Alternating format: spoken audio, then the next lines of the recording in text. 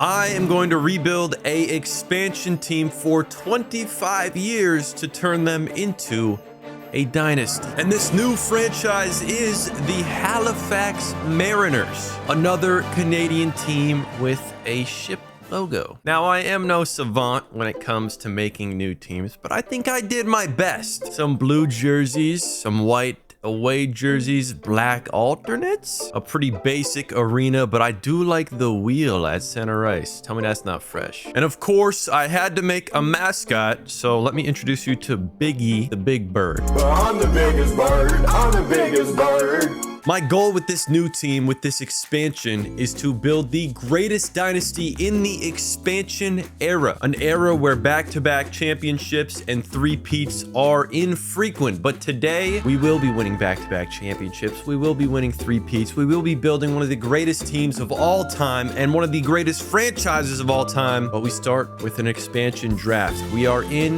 the Atlantic Division with other teams like the Leafs, the Panthers, the Lightning, the Canadians. Can we dominate? Can we build something great, or will we fail? Cozy and get comfortable, get yourself a snack, and let's get started. Every rebuild I do starts with the contracts, with the money, but we don't have any contracts yet. This is an expansion, so there are currently no players on our roster. In the draft, we do get the second overall pick. We move up one. Now, this is the same draft year that Schaefer got drafted in, but since I'm using custom rosters, Schaefer is going to be in the Islanders. They're just going to create another class of rookies. It's basically just two drafts for the 25 draft. First, though, I got to do my expansion draft. Not every team is going to have someone interesting to take, so I'm not going to show this entire thing. If I do get any good finds, I'll show you, and at the end, you're going to see my lines anyways. And pretty quick from Carolina, Andrei Svechnikov is unprotected. That's a pretty easy pick for me. I've also got an opportunity to steal a defenseman from Edmonton. My philosophy is to take a young and pretty bad team to win in the draft, so I want to go for the higher value player. I think Ekholm, if I trade him like right away, Ekholm is going to be more valuable than Wallman, so I'm going to actually take Ekholm here. Minnesota leaves Jesper Wallstedt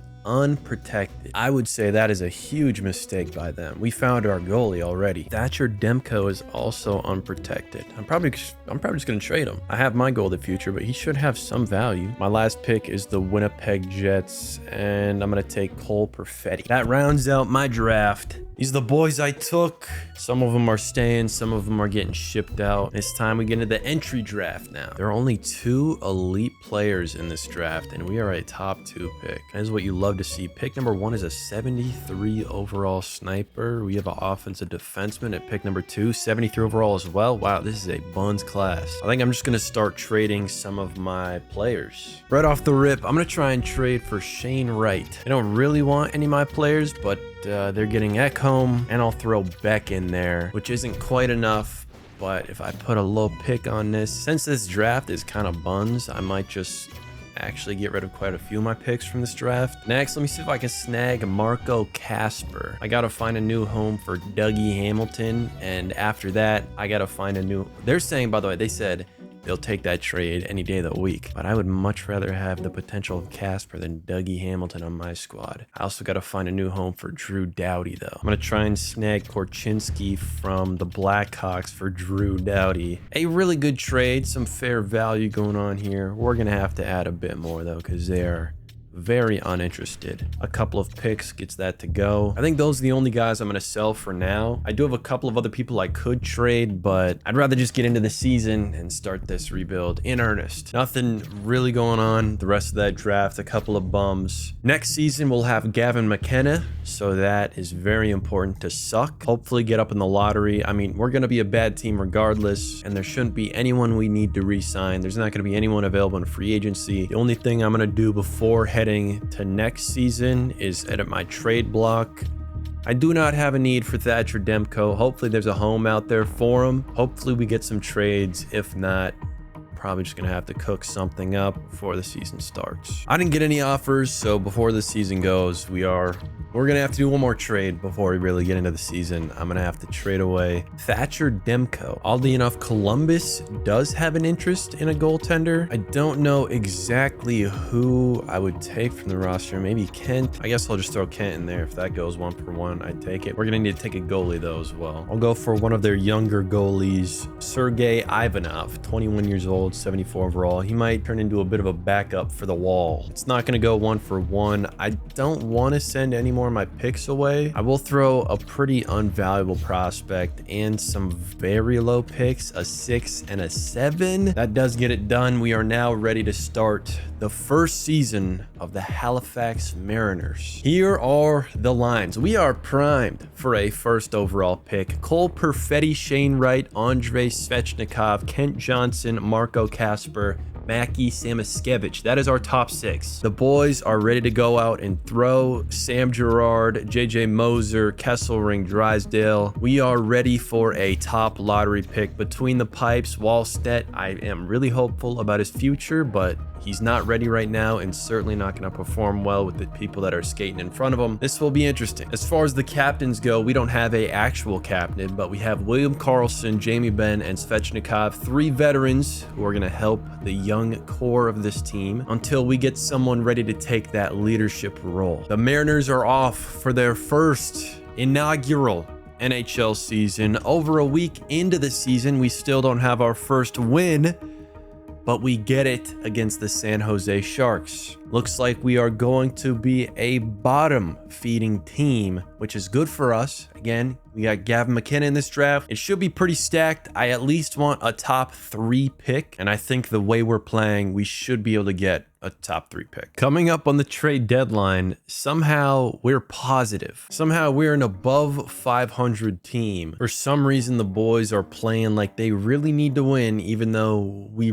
really need to lose. Hopefully we can go on a bit of a losing streak and secure a top pick, but at this point, we might not. In our inaugural season, somehow, some way, we win 35 games despite our top scorer having 58 points. It's definitely not ideal. I would have hoped for our top line to perform a little bit better. Svechnikov had 46 points. That's not great, but things will work out better over time. Kuch led the league, followed by Barkov, McKinnon. Makar scores over 100 points. Celebrini puts in 97. McDavid puts in 95. All I really want to know is what pick we are going to get in the draft, because probably not going to get a top 3 pick, although if we do luck out in the lottery, I would really appreciate that. We go from pick 7 to 8. I would have loved to have drafted up in the top 3. We've got 3 elite highs, or 2 elite highs and a franchise medium going, but we're going to go all the way to 8 and hopefully still pick up a certified stud. We've got a chance at Mathis Preston being elite high, but he's not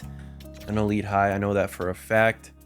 He is, however, a 74 overall top 6 forward high. He could turn into a stud over time, but only time will tell. The second round, I pick up a top 6 defenseman high. The rest of the draft didn't go too well, but hopefully we regress a little bit and we get a chance at Landon DuPont. Again, my plan is to build this team out in the draft, but if that doesn't work, we also do have a lot of cap space, so I could pick someone up that way. There are some re-signings that I got to do, but it's just gonna send out what everyone wants. I've got all the money in the world. There's not really anything too interesting in free agency. I'm gonna let it go and simulate to the next season. Year 1 of our rebuild was uneventful and disappointing, but I'm hopeful we can get a top lottery pick next year, and if that ends up being Landon DuPont, that would be perfect. We've got some nice progression from our young forwards. Everything's pretty similar on defense. Kevin Korchinski's up in the lineup. I'm excited about that, excited about seeing what he gets up to. Wallstedt is up to an 87, so on paper this should be a better team, but in theory, our record should be worse than what it was last season. We should be negative. We should be at a top pick. We should be looking at a franchise level player, hopefully. I think a great way to show the world just how dedicated we are to getting this first overall pick is by going over 20 games. Over 20 games without a win. There we go. First one against Nashville in overtime. I'm pretty positive we're going to get that top pick. We're 120 and 121 and 2 right now. Make that 122 and 2. I don't know how we did so good last season, and this season we are horrible, but I guess that's better because we're gonna get a franchise player, hopefully. Boy, oh boy, are the Halifax Mariners looking for a top pick this offseason. We've got 20 wins right now. Can we get 21? No, we lose to Detroit. How about Nashville? We do get 21. Nashville, we own Nashville, actually. We might be the worst team in the league, but we still own them. I'm excited to see what the points will look like. Hopefully someone was showing out. Svechnikov led the way with 53. I do like to see that. He was minus 44. Next was Jamie Benn, then Perfetti, Kent Johnson at about half a point per game for him. Gerard, yep. Bums all across the board. We're not playing well, but this team's not built to play well yet. This team is built to draft a high pick, and that's what I'm looking for. That's what I'm hoping for. Oh my, no way. No way. Philadelphia skips us to draft DuPont of Landon, and we get the second overall pick, which is still an elite high. In fact, he's a gem. Alexis Yosef, but franchise medium Landon DuPont was within grasp. All right. It's the way she goes.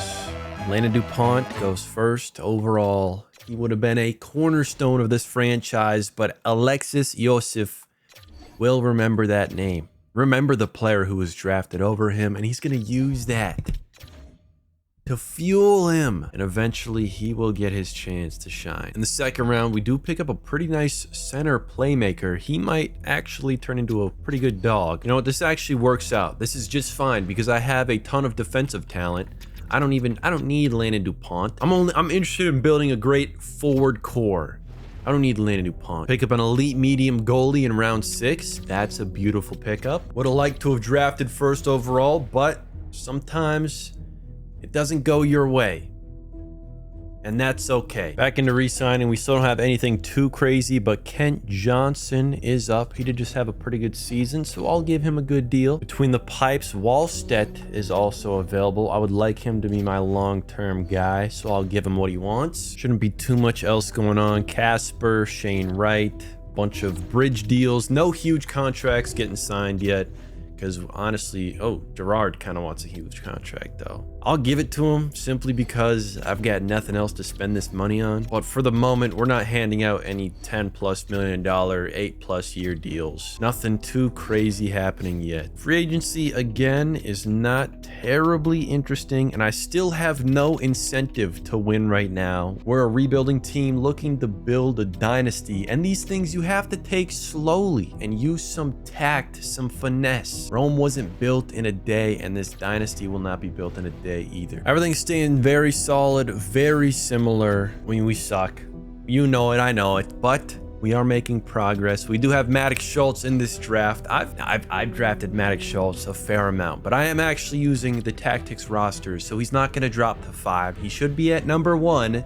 So the only way I draft him is if I get that first overall pick, and I really hope I do get that first overall pick. New season, we already have 20+ wins. We're coming up on the trade deadline. We are around 500, still not a playoff team, but no longer worst in the league. We are making our strides to becoming a real NHL franchise. And with the young talent we have, it's only a matter of time before we're sniffing around a cup. But for now, our job of rebuilding, or building in general, because it's not really a rebuild because we just started existing, so it's a build. Our job in building, it's not complete yet. There's still some things we got to do. I think we're still at least 2 years away from the playoffs, and then 2 years after that for the cups. Once we start getting in that contender range, I don't plan on leaving it the entire video. I want at least 15, 17 good years where we could win a Stanley Cup. Obviously, it's not going to go our way every single year, right? There's a certain amount of luck involved, but I want to build a team to last, that can adapt to the times, and I think we are on pace to do that. We finished exactly 500, 36, 36, and 10. Jamie Benn with 62 points. No one scored 70 yet, but Jamie Benn was positive, and so was Kent Johnson. Next to him, Svechnikov. Between them, Shane Wright. We've got some positive players up and down this lineup. Things are looking better. However, we still do not have that 1A dog. What we do have, however, is our 1A dog between the pipes. 56 games from Wallstedt, a 917 and a 260. He is making some very nice strides. He's going to be a big part of our future. But more importantly, we are in the lottery. We're not going to have a great chance at the first overall pick, but we are going to have a chance at least an elite medium that can help us in the future. And next season, we should have our second overall pick coming into the lineup from the season before. So things are looking good. We stay at pick number 6. So not getting a crazy prospect, but we should be able to pick up someone pretty good at 6. Looking at this draft, actually Tactics only has Schultz as an elite high, so it's not too big of a thing to miss out on.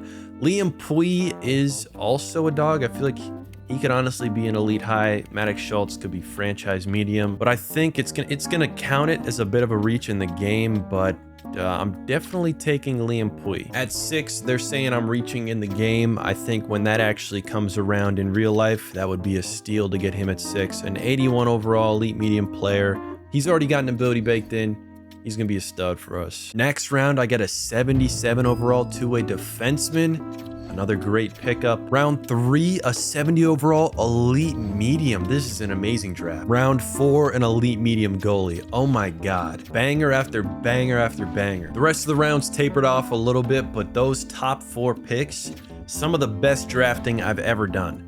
Pui was an easy pick, but the rest of them, I'm very happy with our takes. Another contract re-signing phase, another season where we've got nothing too crazy going on. Wallstedt wants 9.2 for 7 years. That's a lot of money, but I'm kind of okay paying it down, locking him down. I feel like I'd rather have him on the squad and not have to worry about it at all. We have another free agency class. This time, Austin Matthews is hitting it for 15 million, and he's got a lot of interest. I might make a bid too. 15 mil.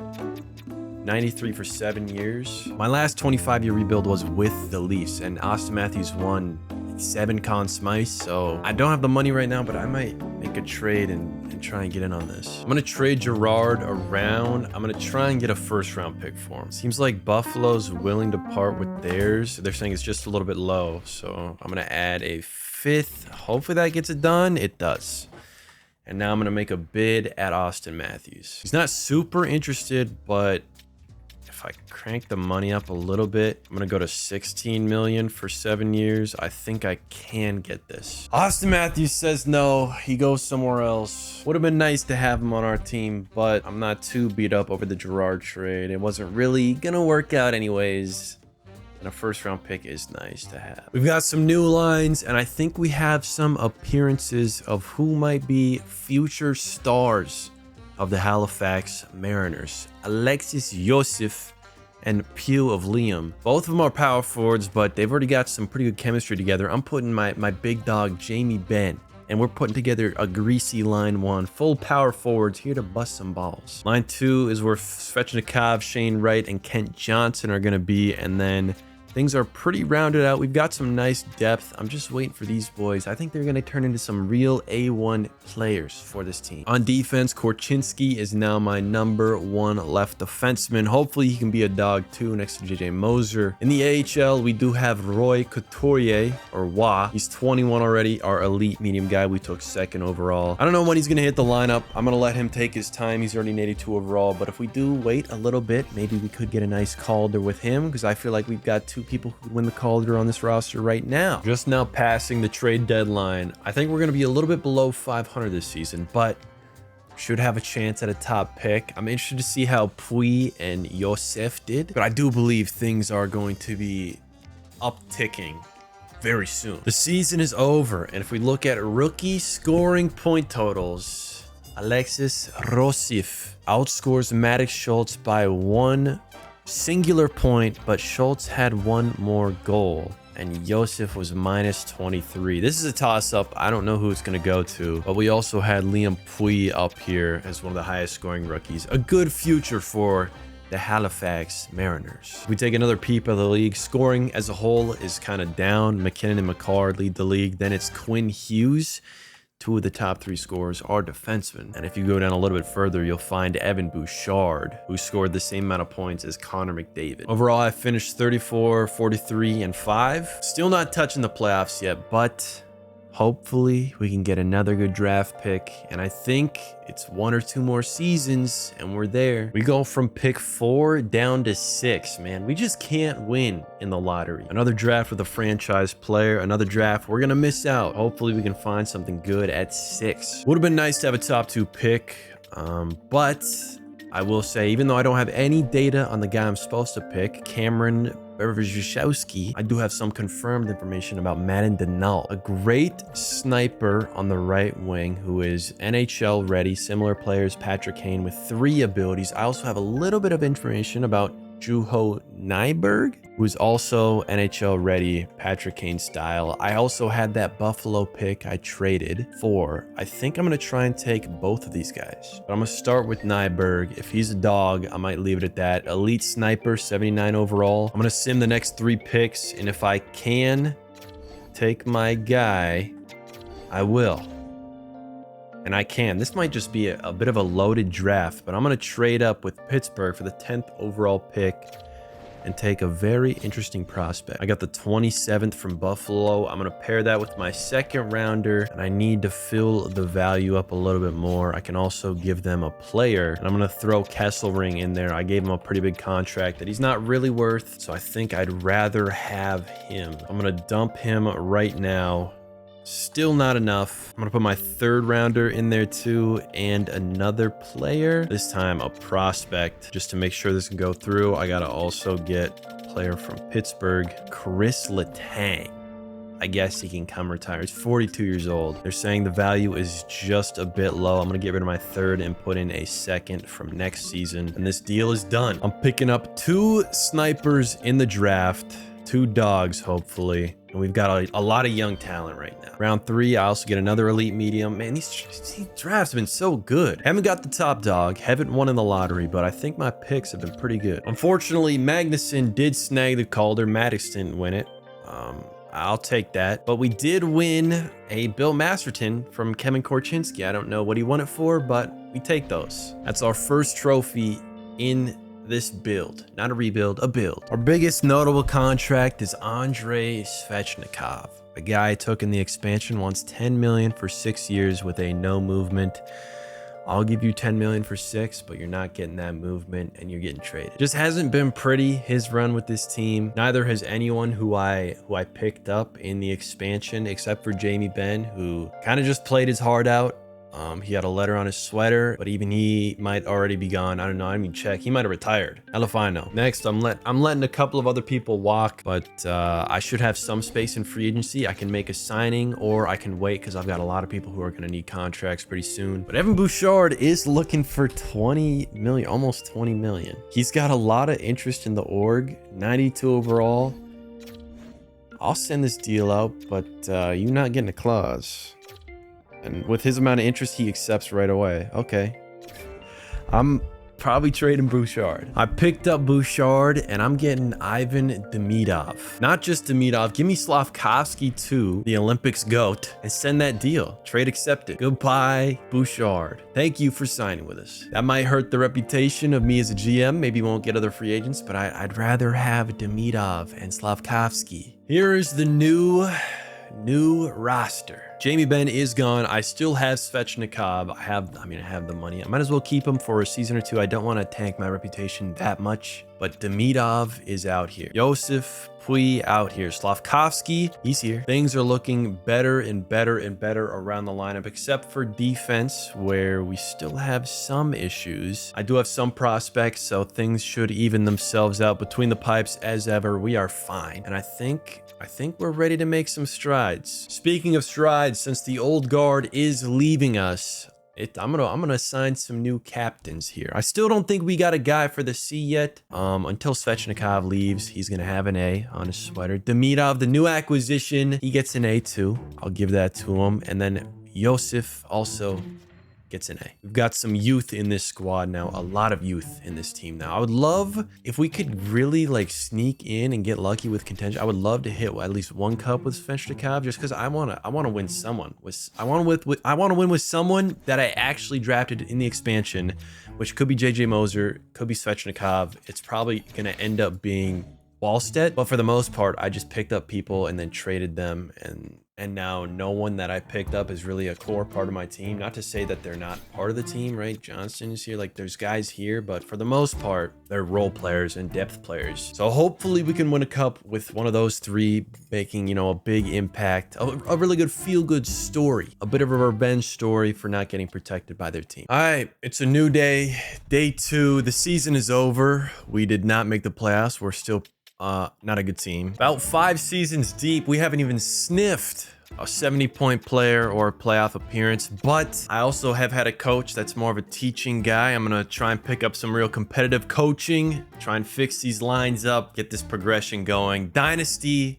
incoming. Oh, another draft lottery. We go from 4 to 5 this time. Minnesota hops up to 1. There is a franchise guy, but of course, where's our draft lottery luck at? Nowhere. I do have a lot of elite medium players. It might honestly be the move to trade up. Yeah, I'm gonna try and trade up. Throw down with my pick and then some prospects to get a franchise guy. I do like the sound of that. I've got these 2 snipers I drafted, and the guy I'm about to pick up is also a sniper. Throw Nyberg in there. I'm gonna throw Slavkovsky in there too, and that gets the deal done. I probably could have done a lot less, but I have too many power forwards, too many snipers. I need a 1A talent. I need a franchise guy, and Jeffrey Chen, Geoffrey Chen of Jeffrey, he will be my guy. I'm gonna hit some quick re-signings here, and there are a few players I might ditch in some trades. Demidov wants 12 mil for 7 years. I'll sign that. I think he's a big piece that could be a big part of our future. Other than him, Couturier, my defenseman, wants 7.1 for 4 years. He's got a lot of potential. I'll throw that out. Casper's up as well, but he is regressing. He's not turning out to be a dog, so he doesn't want too much.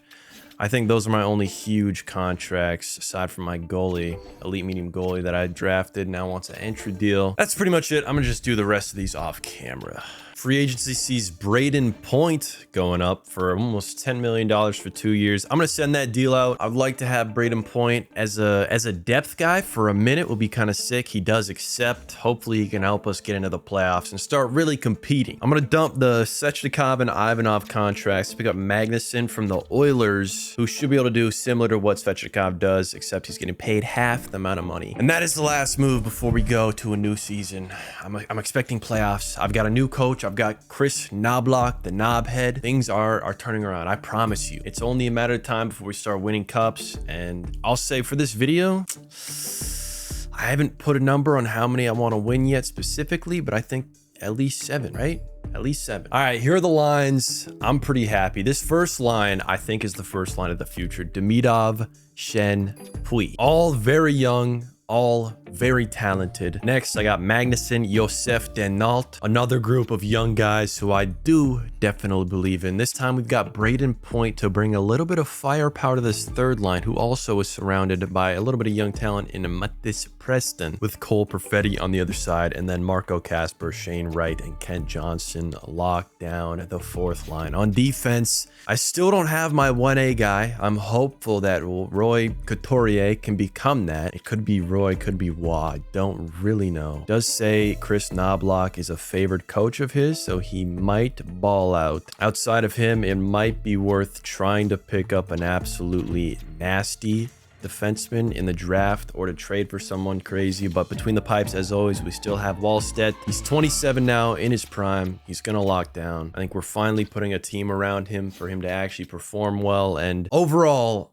I'm expecting we're going to make the playoffs this season. I'm a little bit into the season. I just want to see how the team was simming, and it's going pretty well, but we do have some extension opportunities for Josef and Pui. Both of them willing to come back. Both are hopefully going to be big parts of our dynasty. Josef wants a small deal, 7.1 for 2 years. I'll take that. And Pui wants a little bit longer, but still pretty small, almost 10 million for 4 years. I'm also just going to take that. I'm happy with those deals. I'm happy to see what they get up to while they're with us. Quinn Hughes is currently leading the league in points by 7 points as a defenseman. That's crazy. But we are 17, 10, and 1. Third in the Atlantic Division right now. I'm very happy with that. I think it's our first time we're going to go to the playoffs. The first time the Mariners are going to the playoffs, the Halifax Mariners.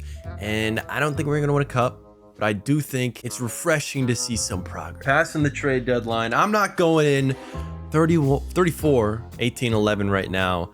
We are currently leading the Atlantic by 1 game, so we probably won't end that way, but it's looking like we might, we're not going to go on a run, I'm not going to say, but we got a chance. We're not just a poverty team sneaking into the playoffs and a wild card.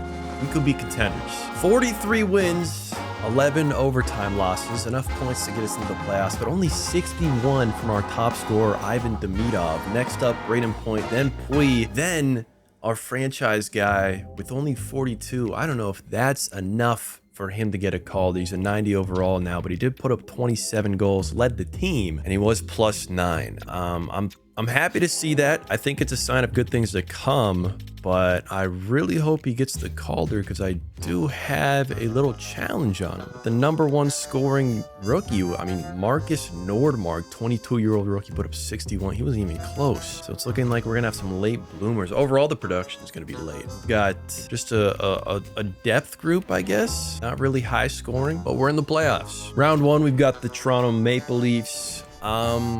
Assuming they got Matthews in free agency, but they probably didn't. It's probably just Nylander and friends. I don't know who is on the Leafs right now. We win game 1, 2, 3, and 4. A clean sweep. We're headed to round 2, and we have the Boston Bruins, who I know for a fact still have Pasta and still have McAvoy. Again, we're going to win game 1, 2, 3. Another sweep? Wow, 8-0 to start our playoff tenure. The Halifax Mariners are some playoff demons. Next, we've got the New Jersey Devils. I do know they had a really good record this regular season, but can we win anyway? Yes, we can. We have 1 loss in 3 playoff rounds. The Minnesota Wild are our next opponent. We are in the Stanley Cup Finals now. I'm going to simulate the first 3 games of this, and we win 2, lose 1. But this team is so good in the playoffs right now. 2 wins away from lifting our first cup. 1 win away now. We're up 3-1. I'm simulating this. I want to see the boys lifted in earnest. Period 1, up 4-2. Korchinski, Shen, Preston, and Pui. Period 2, 2 more goals from us. Preston and Perfetti. Up by 4, minute by minute. Period 3. Then we're hopping in to lift our first cup. I said we could have been contenders. I was right. We were contenders. Shen scores his 2nd in the series clinching, playoff clinching Stanley Cup game. I don't know who the Conn Smythe favorite is right now. I didn't check the points at all, but we've got a few seconds, about a minute left on the clock. We're going to go watch our boys lift the cup. I've got a 97 offense, 84 defense, 87 goalie. Things have turned around very quick for the Halifax Mariners. Here comes our first cup. This is the start of the dynasty. From now until the end of the video, we're pure competitors. Maybe a little mini rebuild if we need to, but I want to be on it. We're bringing the cup out, ready to celebrate. I guess, man, what a turnaround. First overall pick to Stanley Cup, just like that. 5, 4, 3, 2, 1. Halifax Mariners, for the first time in this video, are Stanley Cup champions. Who do we think is going to win the Conn Smythe? Probably Demidov. Maybe Wallstedt if he popped off, but I really don't know. Maybe we just had to get rid of Svechnikov and then we won a cup. Maybe he was our curse. Wallstedt does win the cup. Oh my God. 178, 944. Holy shit. He played like a freak. Oh my God. The computer gave the C to Demidov. I didn't do that, but he can keep it. If that's what we needed was for him to lead us, and that's the way it is. Next, I got to give the cup to Wallstedt. I still can't believe his stat line. That's nuts. That's like a Hasek stat line. 16-2 was our record. Halifax Mariners are Stanley Cup champs. Braden Point was leading our team in points.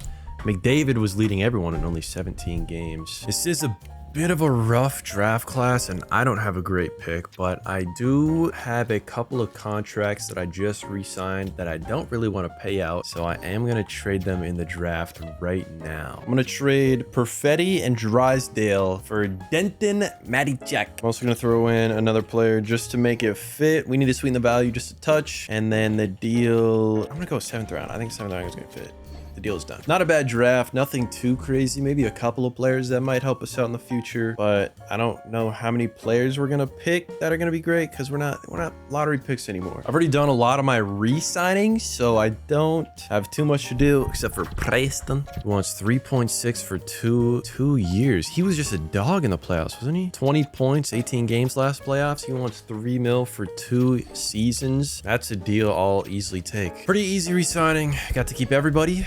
We don't have that much money for free agency, but there's no reason to keep any money in the cap. So I've got about 7.8 mil to do with whatever I see fit. Pasta, ooh, 1 year of Pasta. I don't know how I would free up the cap, but that looks cool. Nikita Kucherov for 1 year as well. I don't have the money, but I'm gonna send out the rest of my money to Kuch. I'm gonna put a clause on it. Maybe that does something, probably not, but no one else is bidding against me, so he's gonna lower his price. I'm just gonna keep sending out with no movement. He accepts. We got Cooch and Braden Point now. New season, new lines. Same first line. I really do believe in this team right here, this squad. Second line changed up a little bit. I got Preston here. I don't even remember if Magnuson was there, but we've got Joseph. He's gonna power the second line for a minute, and then Point and Cooch have reunited with each other on a different Atlantic team, the Halifax Mariners, next to Denault, and then on the fourth line, Heineman, Casper, Johnson. No Shane Wright or Samoskevich. They are both scratched. On defense, Korchinski is next to Couturier on this first line. I don't know how I feel about Korchinski. He is up for re-signing, and he also wants another pretty big deal. He's not my 1A guy. He's scoring 41 points.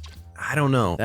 We'll figure that all out. And then Wallstedt between the pipes, one of the best goalies in the league. The Conn Smythe winner, certainly, hopefully gonna win a Vezina here soon. I think I'm gonna re-sign Korchinski right now, and then probably trade him in the draft because we do have Almquist coming up as a two-way defender. I would love to put next to my defensive defenseman, and I think that would work out, but we got to just get Korchinski up here. Got a conversation with Knobloch, and he's saying make the playoffs. I think we can go back to back. Coming up on the deadline, we're in a wild card spot right now, but I mean, if we stick out the rest of the season, we could still go on another run. We were a really good postseason team last time. We really just got to wait till we get to the postseason to see what Wallstedt does. But I think we should make a postseason. I think the Atlantic's a little bit more competitive. We only won 40 games last season. We were going to win the same amount of games. We might miss the playoffs. I think we'll be fine. Barely sneaking into the playoffs with 47 wins. And Jeffrey Chen is our top scorer with 61 points. Joseph had 61 points. Demidov had 61 points. Kucherov on the third line, 59 points. We still haven't had a player with 70 points, but Chen did have 37 goals. So we're going to have a 40 goal scorer at some point. Hopefully we get to 70 points. Hopefully we get some MVPs on this team, but we're just a deep squad right now. Our first round of the playoffs is the #1 seeded Montreal Canadiens because we were the wild card, and this might be the revenge of Evan Bouchard because we traded him, signed him, and then traded him to get Demidov. But maybe this is the revenge of Demidov because Montreal traded him away. Either way, we win game 1, lose game 2, lose game 3, and we are now down 2-1. I'm gonna go past 7. I believe in this team. We just need a lock in from Wallstedt, and we can get this done. Hold on, we're 1 game away from losing. We take it all the way to 7 and win in overtime. A 3-1 comeback, 3 wins straight to head to the second round. Oh my God. Next, we've got the Detroit Red Wings. They were the heel in my last 25-year rebuild. Are they going to be the heel in this video? We win the first 3, and it's a clean sweep. Back to the conference finals, this time to Tampa Bay, and we've got the old guard from Tampa Bay, Braden Point, Nikita Kucherov, coming back up against their old squad. They get 2. It looks like we're taking this series. It goes to 7, but we still take it. Next is Calgary. Once again, we've been to the finals. We've been to the finals. I'm not going in to watch. I'm swimming past 7, and we're going back-to-back Stanley Cup championships. 2 cups in 2 years. 2 playoff runs. Right? Mariners have been to the playoffs twice, won the Stanley Cup twice. Let's go check out who won the Conn Smythe. Back-to-back for Halifax. Individually, McDavid, 3-time Art Ross in a row, 3 Hearts in a row. When Hughes is dominating, but Wallstedt goes back-to-back on Conn Smythe, one of the best playoff goalies of all time. Jeremy Chen leads us in points, 22 points in 22 games with 13 goals. Hopefully he can do that in the regular season. I want a point per game player. I want a bunch of goals from a player, but he's only 19, so we've got time. Before we head into the draft, I'm gonna re-sign Cooch because he wants no money at all. I'm gonna put a no movement for 4 mil, keep him on the team. He accepts. Braden Point, also would love to keep him, and he wants 1.8. He's been some good firepower in the third line. I do like some cheap vets. Next, I'm gonna head into the draft, trade Korchinski, hopefully find a way to replace that value, and then get on with our season. Get on with our rebuild here. All right, that was not a good draft. I might just skip it. I think, honestly, I should probably just start trading some of my first round picks. If I think I can compete for a long time, it might be worth it going into the far future to trade some of these picks away. Re-signings, scheisse. I kind of forgot that Kevin Korchinski was on a no move, so I couldn't trade him right away. And I still can't trade him until after re-signings.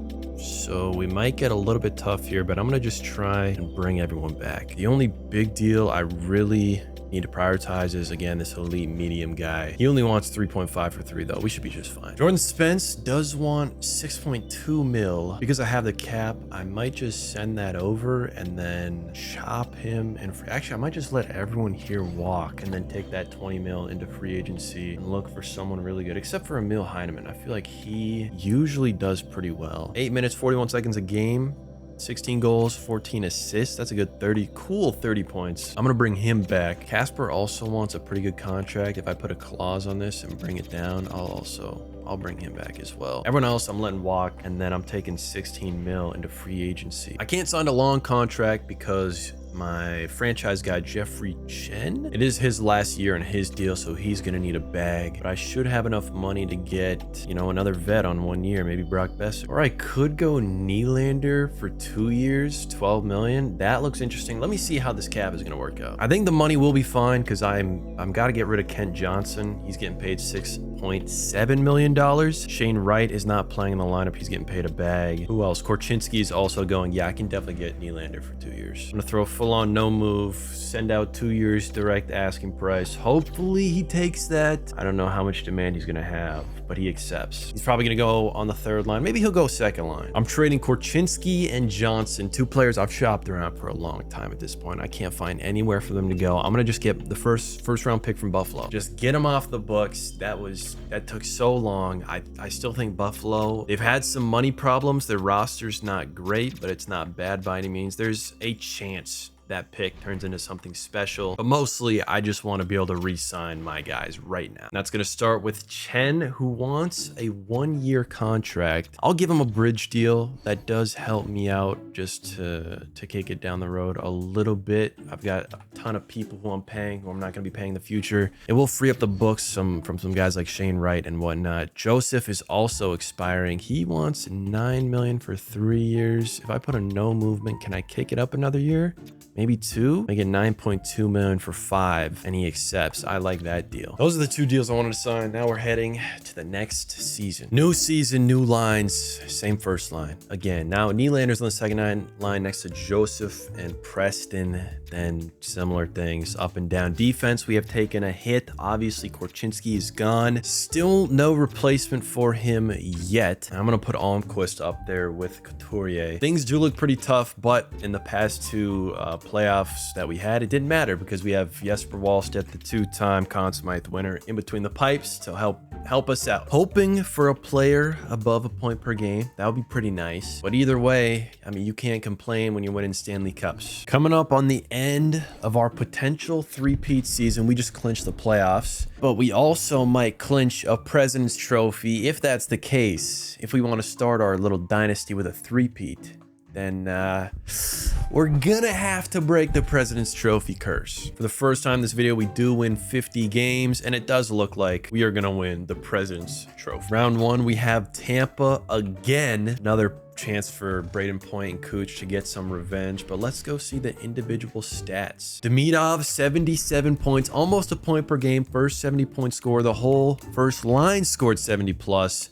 Shen had 75 and 47 goals with it. Pui had 70. Joseph was next with 64. Then Nylander, Denault, Cooch. All around, very, very good to see. My #1 defenseman has been solid with 50 plus for a number of years. Just 2 years, actually. Between the pipes, Wallstedt, another really good season. No Vezina yet for him, but I mean, he's got to be due at some point. As a team, we led the league by 7 points, and it's time for us to go into the playoffs. Can we 3-peat 8. Can we start this dynasty with a bang, or are we going to take a year off? I don't think we're losing round 1, especially not to Tampa Bay when we have their entire roster on our team.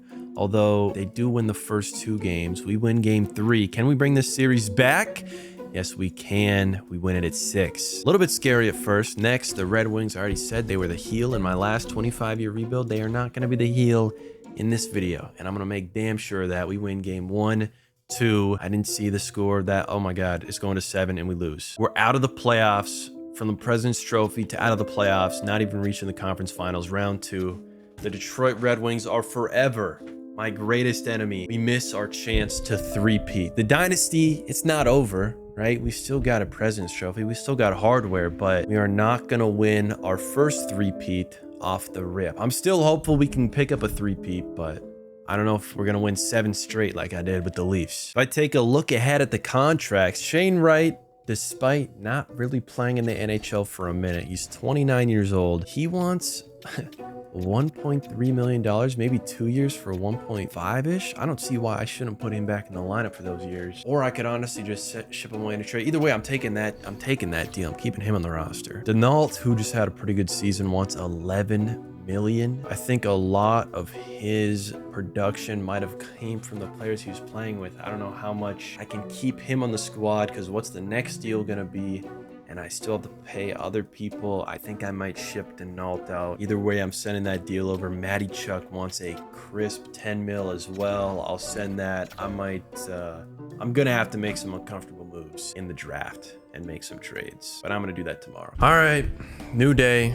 Time for the draft. There will be some moves I need to make. Running out of room in the cap, especially with that Nylander contract, but that's only 1 more year. The first round pick I traded for did not end up being a lottery pick, but I am gonna pair my pick and that pick with a player, and I think I'm gonna trade up in this draft. I've been ignoring my defense a little too long. Ruslan Sharov is a 6'4", 210-pound defenseman. He could be a great defensive presence. I'm very interested to see what he could bring to the team. So I'm going to try and trade up and draft him. He's supposed to go pick 5, and he is still here at pick 5. So I'm going to try and trade up with Calgary. Hopefully this goes well. First, I'm just going to throw my firsts in there and see if they can just add up. They don't add up to that. I'm also going to toss in Mathis Preston. This should go easily. I'm going to ask for another defenseman back. Could get that in Levi Harper. I don't know if he's going to hit the lineup, but he could be a third pair kind of guy. This should go no problem. And now I'm going to take hopefully what is a great piece of our defensive core for a very long time. 80 overall defensive defense. Next, I do need to trade Matty Chuck because the money is not really going to work out, but I'm going to have to figure out where his home is going to be. I would love to get a first round pick for him, and I think I can get that and more from Columbus. They're also looking to dump some defensemen. I'm going to try and pick up some guys that might be able to play. My defensive core, it's just so bad. I've ignored it so long, but I'm gonna make some strides here. We're gonna figure this out. An elite low 51 overall in round 5, but the rest of this draft has been a bunch of duds. I think our biggest move is gonna be our top pick. We do have another confirmed elite low, but mainly our top pick, and then freeing up some cap to re-sign everyone. Re-signing's nothing too crazy this season, but I need that money for extensions next season. Cooch, I'll keep on the team. He's still a great producer, and he's really cheap. I don't know if he's gonna come back, but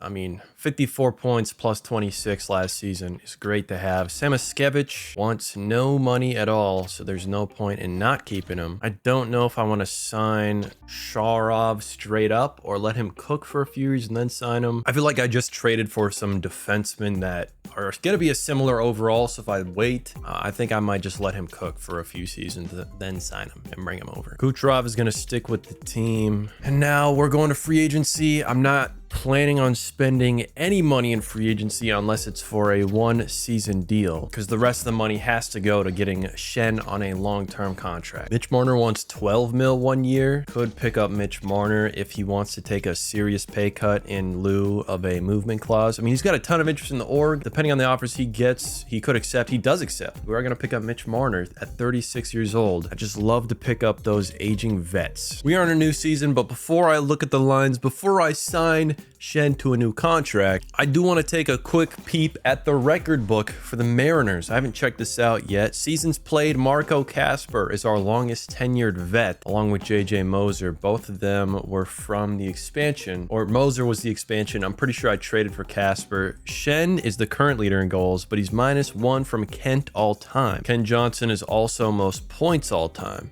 although I'm pretty sure Demidov and Shen will overtake them. Wallstedt is my GOAT goalie. He'll probably be the GOAT goalie for this squad and for this franchise for the entire video. As far as the entire league goes on the all-time list, Ovi has the most goals all time. Crosby eclipsed 2,000 points, and nothing else crazy happened, but McDavid does have 11 100-point seasons, more than Lemieux. He's honestly catching up to Crosby. I don't know how old he is at this point, but he's definitely getting up there. Next, I'm going straight into the contracts. I do have to wait a little bit before I can re-sign Shen, but I have a ton of people that are expiring right now, including Roy Couturier, who honestly, I mean, he wants $12 million. The defensive market always gets so bad, but he's not a $12 million defenseman. 54 points, 52, 44. There's no way I can justify paying him $12 million. Moser is also expiring. He wants 8.75. Defense, I might just have to keep super young because the contracts these guys want are insane. Nylander's looking at a huge pay cut. I feel like that'll only get smaller, so I'm gonna wait. Overall, I'm not gonna send out a single offer until I get Shen back on the team for a long-term deal. Hopefully he doesn't want another bridge contract because he is the future of this team right now. In terms of lines, we're staying solid with this first line. I really like it. I'm putting Denault on the second line next to Joseph and Marner. Cooch is now an 80. Braden Point is off the lineup. He is too low of an overall, a 77, but Nylander's an 85, then Casper, Shane Wright, and Magnuson on that fourth line. These are the lines. I'm keeping that first line together. Pui, Shen, Demidov. Then I'm going Marner with Joseph and Denault, then Nylander, Wright of Shane, and Kucherov of Nikita. Shane Wright has, I traded for him a long time ago, and I've just not been playing him that much. His last game was in 2031. It is 2033 right now. Braden Point is off the lineup. On defense, things look tough. I really got to figure out how to make this work because the way the market looks right now, I don't think it's a good idea to spend money on these players when that money is more valuable and better used on offense or just a great goaltender. Speaking of which, Wallstedt still kicking it, and now we've got a 23-year-old backup who's an 87 overall, getting paid $0.85 million a year. A couple of things to figure out. I'm gonna head into the season. We should be top dog competitors for the cup.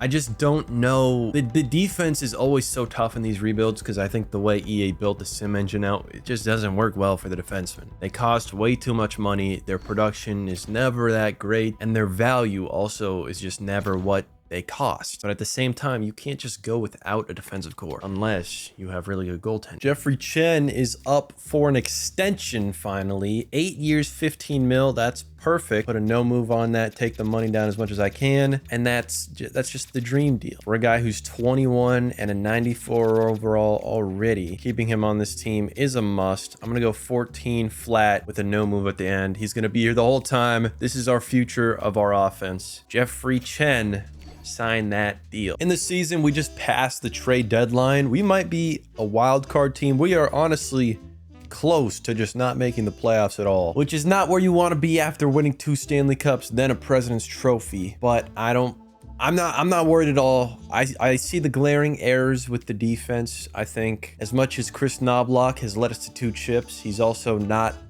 provided our players with a great opportunity or a system for them to succeed. I don't think we shouldn't have a single player over a point per game. With the amount of talent we have on offense, we should have the #1 offense year after year after year. And Knobloch just hasn't put that together. So if we don't make the playoffs, or even if we do, this might be his last season. We end the year with a streak of losses and miss the playoffs. Knobloch gotta be fired. Inexcusable for a roster with this kind of talent to not make the playoffs. Inexcusable. 43, 33, and 6 was our record. Shen put up 77 points. Demidov, honestly, playmaking wise, I mean, 25 goals is an all-time high for him, I'm pretty sure, but I would love it if he was getting that puck around more. He had 59 assists last season. Shen is putting up a lot of shots, just not scoring on as many as I would like. Marner put up 62 points, but we didn't make the playoffs. Oh, Denault had 71. He played very well. Very impressive. Where was Yosef? 56 from Yosef, man. What happened? He's elite medium now. I thought he was going to be the future of the franchise, but I really I don't know. I'm going to give him a season or two, see how that plays out, but I'm not confident. I'm losing confidence in him. My confidence is completely gone in Couturier. I think I might just re-sign him and trade him in the draft, because an offensive defenseman who's putting up 45 points, asking for $12 million a year, I can't do that. That's unbelievable. I'm going to invest in some young defensive talent. I'm going to lose some of my offensive depth. It really isn't enough for me. It's not doing it for me. And this draft is not a great one for that. There's defensive defensemen up here, but I need an offensive defenseman. I think I might just trade out of this draft and get future first round picks. I get pick 15 and 16 from Columbus and my own. Austin Matthews retired and became a coach. I'm going to throw both of my picks at San Jose, try and get in on their future for a few reasons. One of them, they don't appear to have the money, or currently have not, or maybe will not be able to re-sign Macklin Celebrini. And if he leaves in free agency, this team should be pretty bad. So I'm making a gamble that those picks are going to be better than my picks. But even if they're not, maybe they can be useful to trade up in a draft. There's nothing really for me in this draft, especially in the top round. But there are some ideas I do like in later rounds. I'm going to take a couple of swings. Although I don't really hit till round 5, and it's an elite low defensive defenseman. We'll see how that pans out. Could be a third, second line guy. Probably not a top line guy. I do have 41 million, so I should be able to re-sign everyone. Couturier wants 11 million.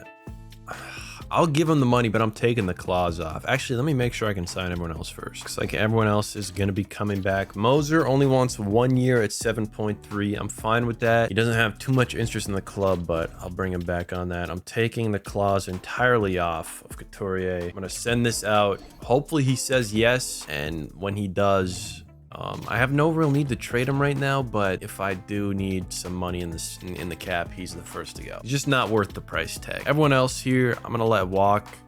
Some of the vets, Nylander, Cooch, some other players who just aren't going to develop into anything. I still have Sharov unsigned. He's an 83 now, but I'm gonna push it one more season. I want that rookie deal for as long as possible. Everything else I'm letting go, and we're simming to free agency. We're gonna see. Hopefully Mac is up here in free agency. I would make a bid for him, but I'm assuming it's going to be for $20 million. I don't have 20 mil. I just don't want him on the Sharks, so those picks turn out even better. He's not here. How did they re-sign him? He better not have signed for $12 million. How did they re-sign Celebrini? He went up for $17 million. They just pulled the money out of their ass? Where did they get that from? Either way, 17 mil, 13 mil, 10 mil, 10 mil, 11 mil. All of their money is in their offense. I mean, there's no way this team is going to be great, right? They definitely could make the playoffs and might be better picks, but I think that deal is worth it. Hopefully Celebrini doesn't go off and I bite my words, but I'm confident in the deal I made. A lot of players in free agency. There's quite a bit of interest in the org, especially from Michkov. He did dog out last season. I don't have the bread for that, but Lane Hudson, I will throw a contract at. Taking the clause off. I can't even give him asking price, and there's other teams that are interested. He accepts the offer. I don't know how that works, but we have Lane Hudson on our roster as long as we want, which is to say until I need the space for something else. I did pick up a new coach in Cooper Hamilton. I think he was the best player I could have picked up. He's not super good with Shen. He really likes Demidov. He's an offensive coach with an okay team fit. I think maybe a year or two until we find our 1A coach that we really want to ride it out with. But for now, he's our guy. Here are the new lines. A bit of a drain. I'm kind of dropping the idea of getting really great players in the bottom 6. I really want to just focus on getting a good top 6 and then fleshing out the defense a little bit. We have Lane Hudson, who I'm telling you right now, there's no way I keep this guy for that long. I just don't have the money. I'd rather spend it somewhere else. But if he can contribute for a few seasons, I would love that. On offense, we have a couple of players making first appearances. Darcy Riza, A third rounder I picked in 2029 finally shows up. He's an elite medium. I really screwed him on development. I probably should have traded him a minute ago, but he's here. Yosef hopefully can dog out a little bit. He took a bit of a step back last season, but I hope that's not a trend that continues. Interested to see what this first line gets up to with the new coach. And also, I don't know what I'm going to do with Laurent Cote. His last year, and he should probably be playing for another team unless Wallstedt starts regressing super soon, or if his new contract is super massive, then it might be the end of his term here. Which if I go and take a look, Wallstedt does want 10 mil, but that's hardly a pay raise, and for a two-time Conn Smythe, doesn't feel like a terrible contract. I feel just fine sending that out as is, but I'm also pretty sure he'll let me take it down a bit. I mean, if you look at his interest and how much he likes the organization, I'm gonna send out 8.5, which is a pay cut. I don't know if he'd take that, but I'll send it out there. He does accept, so we get a little bit of a pay cut off of Wallstedt. That is, and in an era where the cap is way bigger, that is huge. Pui is also coming up on a re-signing, back-to-back 70-point seasons for him. He wants 12 mil for 6 years with no clause. If I put a clause on this, I'm hopeful I can crank it down. I can go down to 11.37.5. 375. I'm gonna send it out, see what he says. I really do like keeping that first line together. It has been a big part of my success, although missing the playoffs was not very successful. He does accept. We finally have a player over a point per game, and it's Lane Hudson. Shen was at a point per game, 48 goals for him. Demidov put up 73, Pui 71, Hudson 86. Looking across the league, he was 4th in scoring, tied with Quinn Hughes, but he put up quite a few less goals. Elias Pettersson and Leo Carlson were racing for the league lead. Celebrini and McKenna were tied in points. What a weird league I'm in right now. Shen was also out. Actually, he might have won. No, he definitely won the Rocket. Wow. 48 goals, Rocket Richard. Our first big individual award goes to Jeffrey Shen. We are in the playoffs with 49 wins. We've got Boston in round 1. And we are going to put belt to ass. They do not have pasta anymore. I don't even know who's on this team, but no one that's going to stop us. We win game 1, lose game 2 in overtime, and 3, and oh my God, we lose in the first round. Oh my God. Well, now I don't feel bad at all about trading Hudson in this draft because we lost in the first round. We won 2 cups. Now we've lost 3 seasons in a row. Well, 1 season, we didn't even make the playoffs, but we've lost twice in the playoffs. San Jose does not make the playoffs. We get the 11th pick from them. So that was a good trade for this pick at least. And there is someone in this draft that I definitely will be trading up to get. First overall, franchise level player, Nicholas McKenna from the SHL. He is a franchise generational player who is a similar style to Wayne Gretzky, a playmaker. And I'm going to be getting that first overall pick. I don't know if I'm going to have to trade Hudson to get it because there's some other players who I'm not super happy with, but no matter what it takes, I am trading up in this draft. I'm gonna try first. I'm just gonna use my 2 firsts. They're saying that's not enough. I'm gonna just load this thing up with draft capital. Not even close. I'm gonna load it with draft capital then and give them a player. I think it might be time to dump Couturier. 11 mil, 5 years. A guy who just played with Lane Hudson and put up 44 points.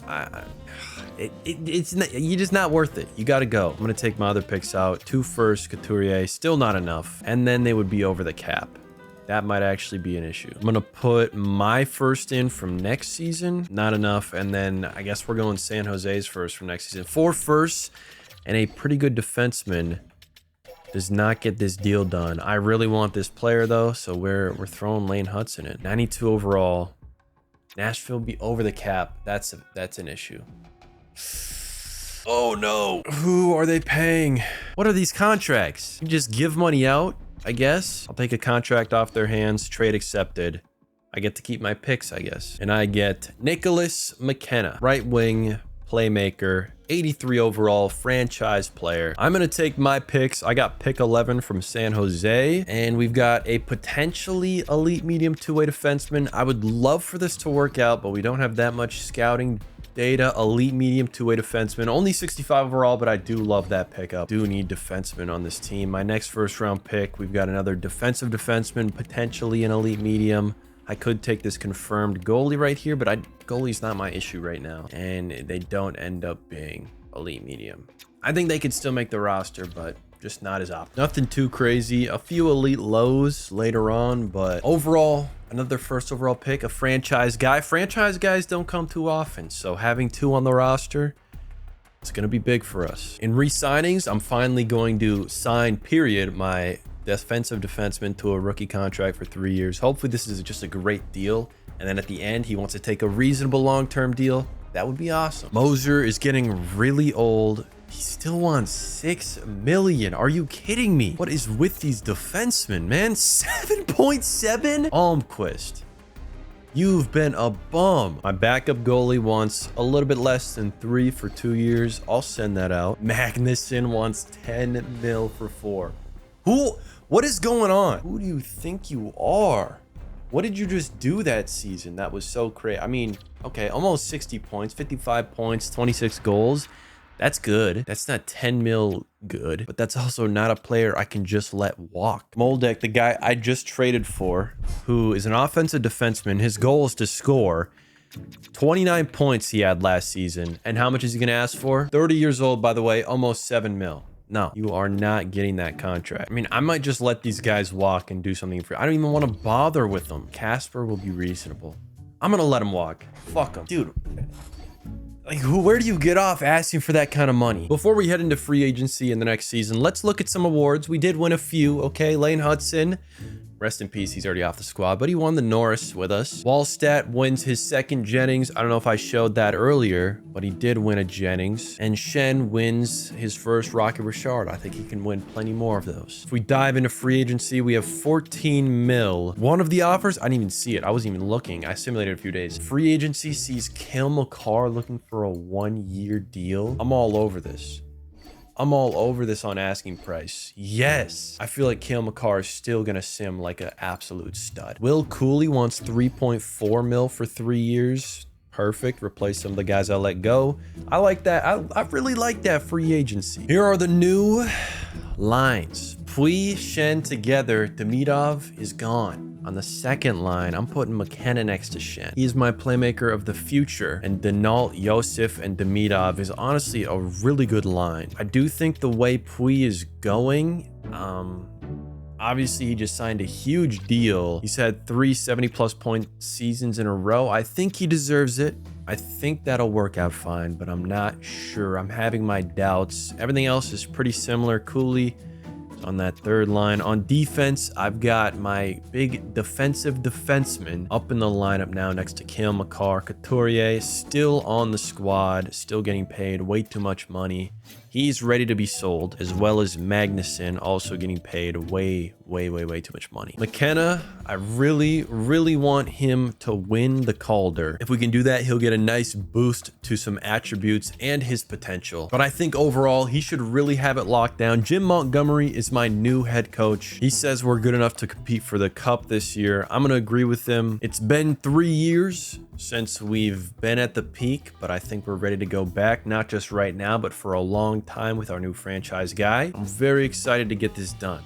See what Cale Makar can do for this squad. See what Will Cooley can do for this squad. See what we can get done. We have a career season, 57 wins, another President's Trophy. By far and away the best team in the league. Powered mainly by Jeffrey Shen with 93 points and 50 goals, followed by Pui, Demidov, and Cale Makar. This is what a true 1A defenseman looks like. Yosef puts up 75. Where was McKenna? 54. Is that good enough for a Calder? It definitely is. He's almost 10 points clear of second place, although he has a few less goals. I think he can get that award. Lane Hudson has the biggest revenge season of all time, 101 points from him, followed by Landon DuPont.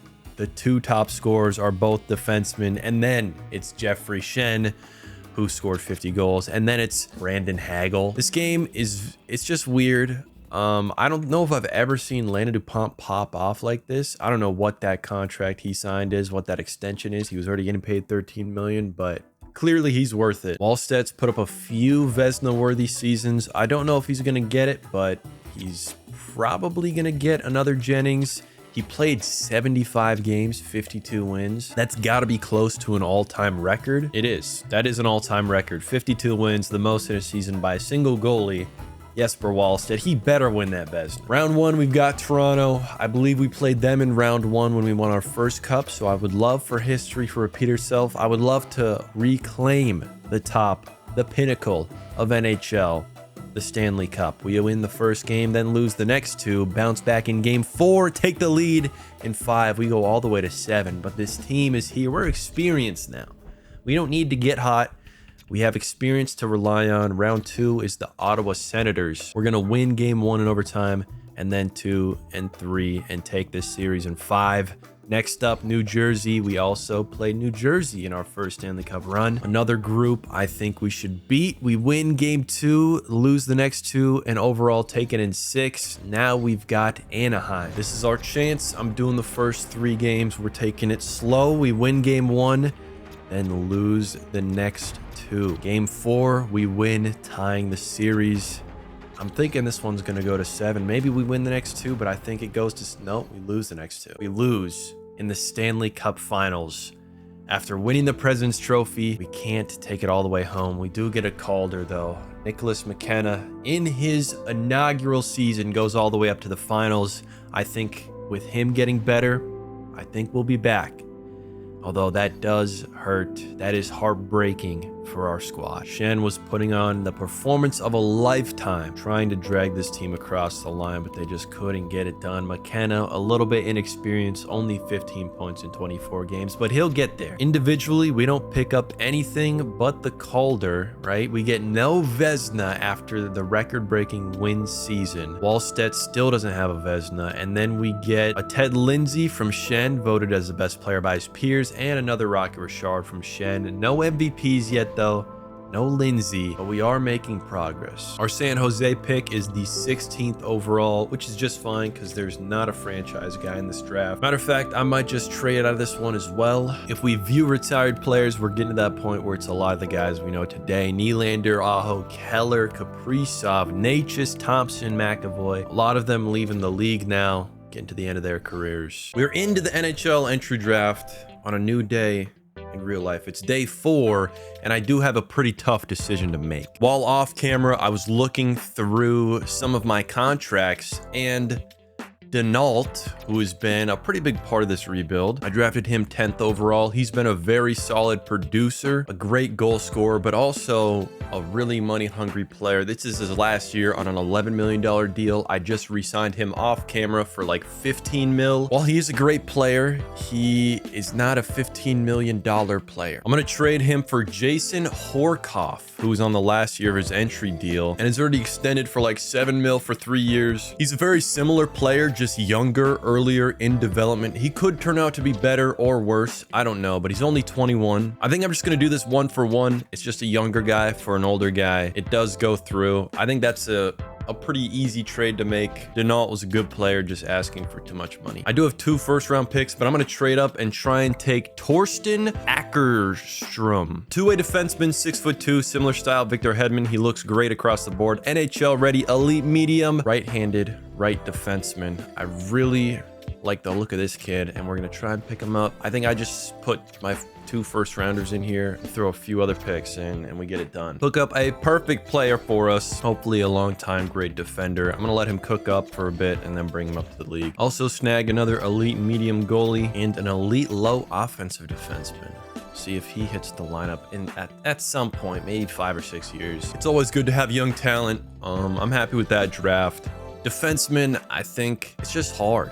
The way the money works, the way the simulation and the engine works, they just get so expensive. As far as contracts go, Cale Makar really played well, but he still wants a bag. Usually vets calm down and ask for a little less, but I mean, put up 76 points. I feel like I have to keep him on the team. Marco Kasper is up. He wants a bag and a half with a no move. He can have a bag, but he can't have a no move. Not that kind of asset. I think he's the only really big deal. I'm also just gonna put this Cale Makar contract out here. I mean, the way he played, if he can even do half of that, like he's still playing so much better than all of my other defensemen I've had. So I'm gonna throw 10 million for 2 years at him. Hopefully he can still maintain somewhat 60+ point production, but he's really old, so who knows. All right, I brought mostly everyone back, but I'm completely out of money. And we do have an option for a new head coach.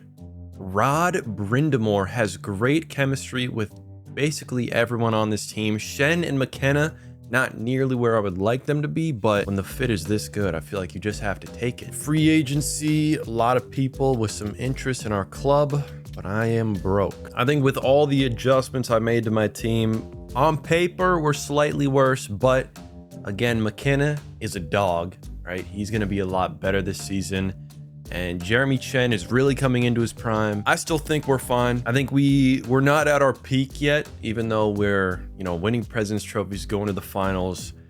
I feel like we could still make this team a little better. I am a little bit disappointed with how long it's taken us to win another cup or to just go for a three-peat, but the journey wouldn't be as fun if there wasn't as much of competition, right? That's why we're here. This is why we clash. Here are the lines we're rocking with: Pui, Schenn, McKenna up top, Demidov, Joseph, and Horkoff, the new guy on the second line. Pretty similar things going up and down on defense. Sharov, Makar, followed by Couturier, who is still, I don't think he's worth the contract, so he's another player I might have to trade soon. But in between the pipes, we've got Wallstedt and Coates. We should be tier 1 contenders, some of the best firepower in the league, some of the best goaltenders in the league. I think expectations are just permanently to be one of the best teams in the league and win a cup year after year. But as we've seen, we're not that team yet, although we were for 2 years a few years ago. Before we get into the season, if I look at the contracts, Demidov wants a pay raise to 15 mil. That is a little bit scary considering the way he's been playing. I mean,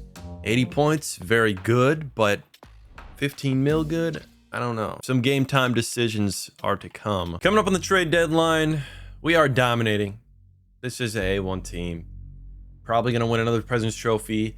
But what I really want is another Stanley Cup. We've been in a bit of a drought considering how much success we've had in the regular season. 3 President's Trophies if we get it this season since our last Stanley Cup. I'm not mad at the regular season success. It's part of being a dynasty, right? But the big part, the main part, is winning the Stanley Cup, winning when it matters most, and that's what we're looking to do. Despite winning 55 games and getting 119 points, the Columbus Blue Jackets win 59 and get 125 points on the season. No President's Trophy, but Schenn did have 103 points, our first 100+ point player and 60+ goal player, followed by Pui above a point per game and McKenna above a point per game in his sophomore season. Makar still scoring 74 as a defenseman, and Demidov with 64. Demidov playing next to some pretty good players, and he's 64 points, only 15 minutes a night, but it's not a $15 million player. If you look at the entire league, Schenn definitely just won an MVP, most points, most goals by 20. Be entering the era of Jeffrey Chen. Picks up his third Richard, probably another Ted Lindsay, a Hart, an Art Ross. Round 1, we've got the Florida Panthers. If we don't go to at least the conference finals, I'm gonna lose my mind. All right, this is one of the best seasons we've had so far, one of the best teams I've assembled so far, especially individually, but it is a team sport, but we're still a deep team. We just lost in round 1. Are you serious? Overtime loss. Just couldn't bring it home. Oh my God. Well, we lose in round 1. And this draft is going to be a pretty big one because there is another franchise player at the top, and I'm going to trade up and I'm going to draft them. Gabriel Carney, 6'2", two-way forward, almost 200 pounds. I couldn't think of a more perfect player to have on the ice. 200-foot game, puck retention, offensive creativity, NHL ready, great at everything. I've had a lot of power forwards, a few playmakers, Demidov, snipers, and Schenn, but an absolutely S-tier two-way forward I really want on this team. And so I'm trading up. I'm doing whatever it takes. Red Wings win another championship when I'm losing in the first round. Minnesota is the team that hops up to pick 1. They are the team I will be trading with. Retirements, I will be checking because Cale Makar has been hugely important for our team. Only Jack Eichel's going. Put up 1,400 points in his career, and Times put up over 1,000. See what it takes to trade with the Wild. Hopefully, they do have a ton of room in the cap, which is good because I'm definitely going to have to put some players in here. I'm going to throw my first in just to start, and then we are dumping cap. If I can dump cap and get this player, that would be magical. Magnuson and Couturier, 10 mil, 11 mil, just not worth it. They have value. Not enough, but I don't think it's too far away. I'm going to throw more first in here. My first next season. Still not enough. Please tell me one more first gets this done. It doesn't. I'm going to need to put something else in here. I'm going to throw in a prospect, Boyle, a defenseman, a two-way defender. He's not the first or the guy I traded for to get last season, but he is a pretty good defenseman prospect. Still not enough. I need to sweeten it a touch. How do I get a touch more than this? Do I have more valuable picks in the future? I don't think these are more valuable. I don't know how to sweeten this a touch. Maybe my pick right now is not as valuable as this pick. It's just a bit low. Yeah, I'm taking Couturier out. Who can I put in that has more value than him? Kasper has more value than Magnuson. Okay, trade accepted. Huge deal, a lot of assets going, but trust in me, believe in me, that is the right move. These franchise guys do not come around often. They often re-sign on great deals, and I had bad contracts, and I'm gonna be a top pick, so my picks aren't worth that much. I like that deal. Do pick up another two-way forward, an elite medium in the third round. Couple more elite lows. 57 overall, elite low in round 6, not bad. I haven't had any really huge pickups, like a 70 overall in the later rounds, but we're still pretty young into this video. I actually don't know what season I'm on right now. I think we're just halfway at season. We're going to head into season 13, which means in 12 years, we've won 2 cups and lost way too many times in the playoffs in the first round when we should have more cups, but I think we're putting ourselves in a situation where we can win a ton in a row. I think I can still win 7 in this video. I'll let Demidov go all the way into contract re-signings. He only wants 13 mil for 3 years now. I'm going to take the clause off so I can get him on the team. I just don't believe he's worth that much money the way he's performing, but I'm not going to let him walk. I'm not going to trade him if there's not like a huge opportunity up for me, because I mean, he's still a great player. I just want my options to be open. Demidov does accept he's with the team. Re-signed basically anyone, and I still have 22 mil in cap space, but gotta see what Laurent Cote wants. 3.3 mil. It's a good deal for the level of goalie he is right now. It's time to see what we got in free agency. I do have quite a lot of money, but I have a extension for McKenna coming up, and that is obviously most important, #1 thing on my list. I will say we have another McKenna in free agency though, and he wants 20 mil, 7 years, no movement. I'll send out a deal, take the movement clause off. He's really interested in coming here. There's no way nobody's matching that. He's got a ton of teams interested. Luna! Gavin McKenna accepts. I've decided to accept your offer. Thank you for your interest. I hope we have a long and happy relationship. It will not be long, but maybe you'll be happy. You know, at least one season, right? Before we hop into the new season, let's take a little bit of a look at the awards. Art Ross goes to Shen, our first Hart. Hudson goes back to back, or no, 3-time James Norris winner, Lane Hudson. He's been absolutely killing it. Claude Giroux wins a Jack Adams as a coach. John Tavares also won one. Shen also picks up a Ted Lindsay and his third Rocky Richard in a row. If we look at the lines, we are encompassed with a dearth of talent. I definitely need to sell some of these guys and pick up some defensemen, but this might be one of the best offensive cores I've ever taken. Carney is a bit of an outlier on that first line, but I want him to get all the minutes. I want him to win a Calder so he becomes a franchise high potential.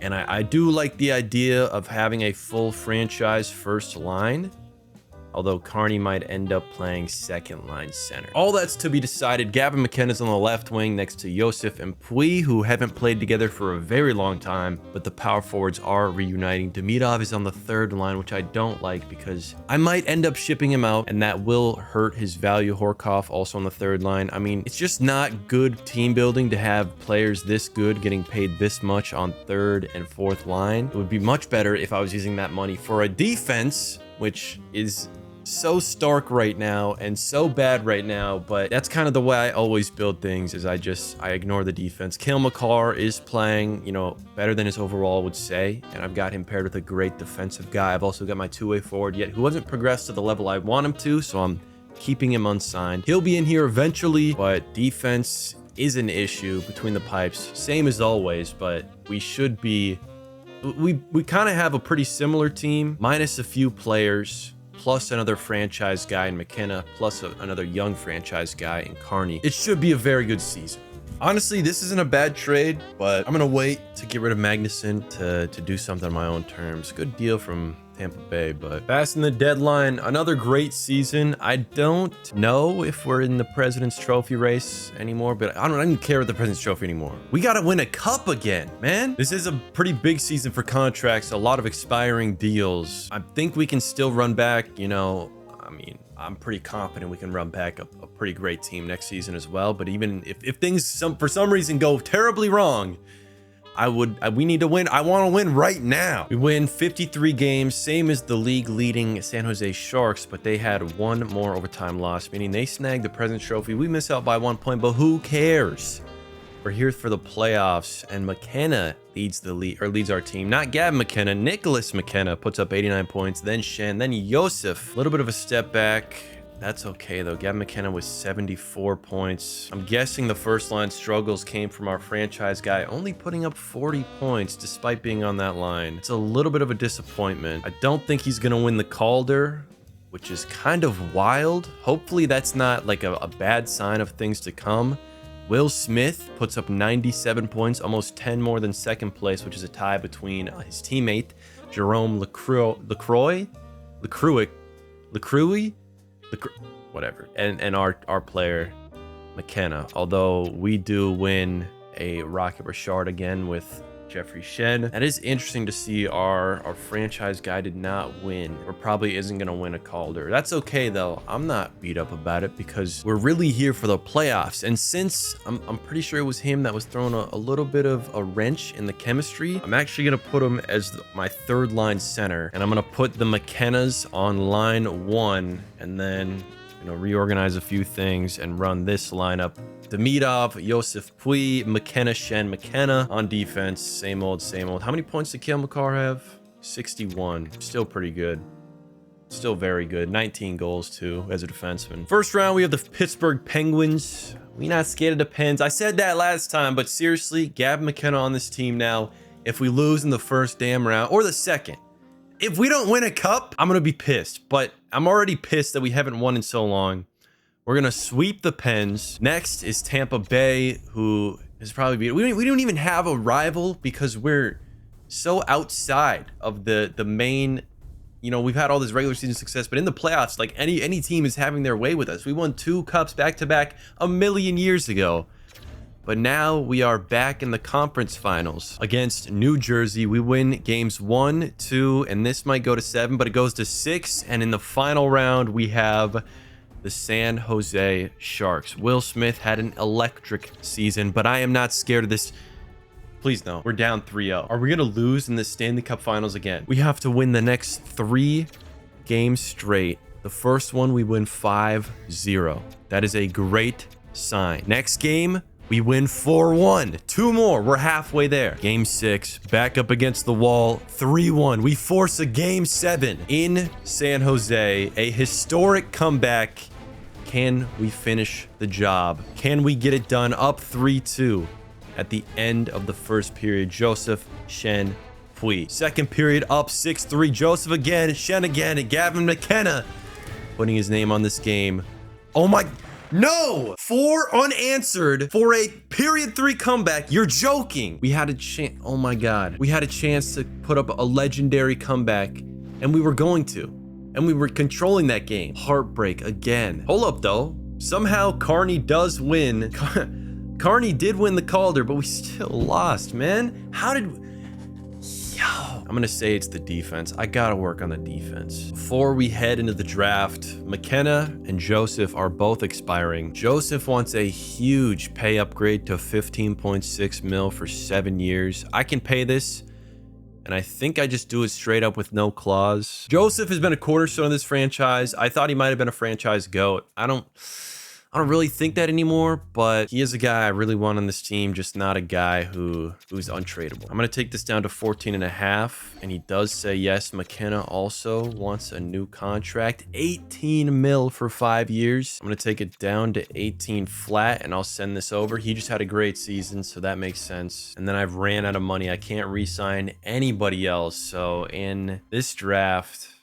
gonna have to make a decision. I think I might have to get rid of Gavin McKenna. Cale Makar does retire. He had some great, him and Quinn Hughes both retire. He had some great years with us. At the end, we couldn't win a cup with him. He gave us some great production. We're gonna have to find a fix for that. I think now more than ever, it's important to really work on my defense, because I've just been ignoring it for like a decade at this point. Over a decade. Ever since I didn't pick up Landon DuPont. In this draft, we do have franchise forward left wing. Hold on. I said I was going to focus on the defense. I lied. Albert Poe, two-way forward left wing, an actual left wing who fits very nicely in the roster, meaning Carney can play second line. And it just so happens, I have a contract I don't really want to pay out in Gavin McKenna, although that is not a full bar of value, even though, I mean, he's 30 years old. Oh, there's no way I can trade for this because they do not have the cap. This trade would be undoable if it wasn't for William Lassaro, who's 15 years, 1 year left on his deal, ready to go right now.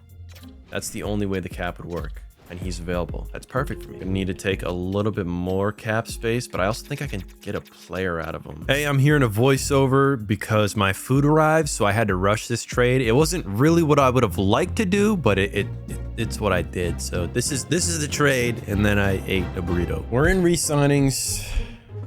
I think I'm gonna let Wallstedt walk. Something needs to change. I've had Coat on the backup for a very long time, and Wallstedt, I don't know.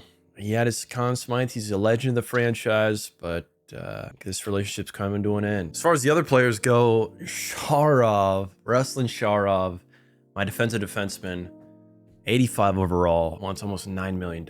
I'll throw that out, but you are not getting a clause. The guy I got in the trade for the first overall pick is also expiring. I mean, that was an expiring contract to make the money work. I can't afford him. I don't want him. He's gone. Few free agents up here, but I've got $3.7 million.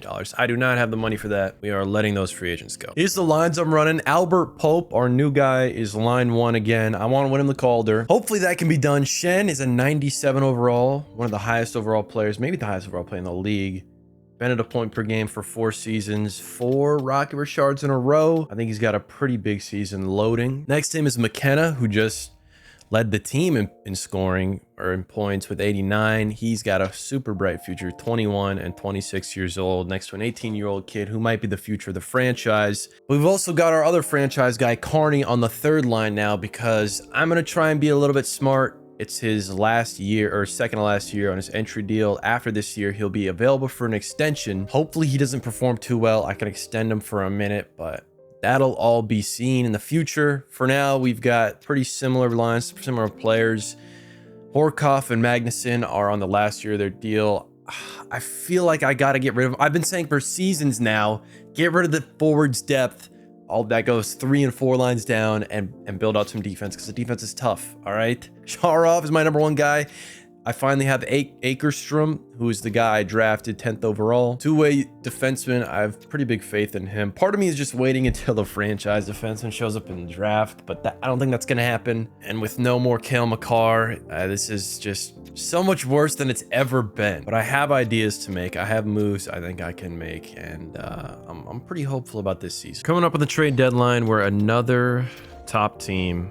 I'm not going to use a deadline, by the way. I never use a deadline. We're looking for a President's Trophy here. But again, I mean, it's been so long since we won a cup. That's all I care about. We finished 55, 18, and 9. The Florida Panthers, 1 win less than us. A very good team, and we were 1 and 2 in the entire league.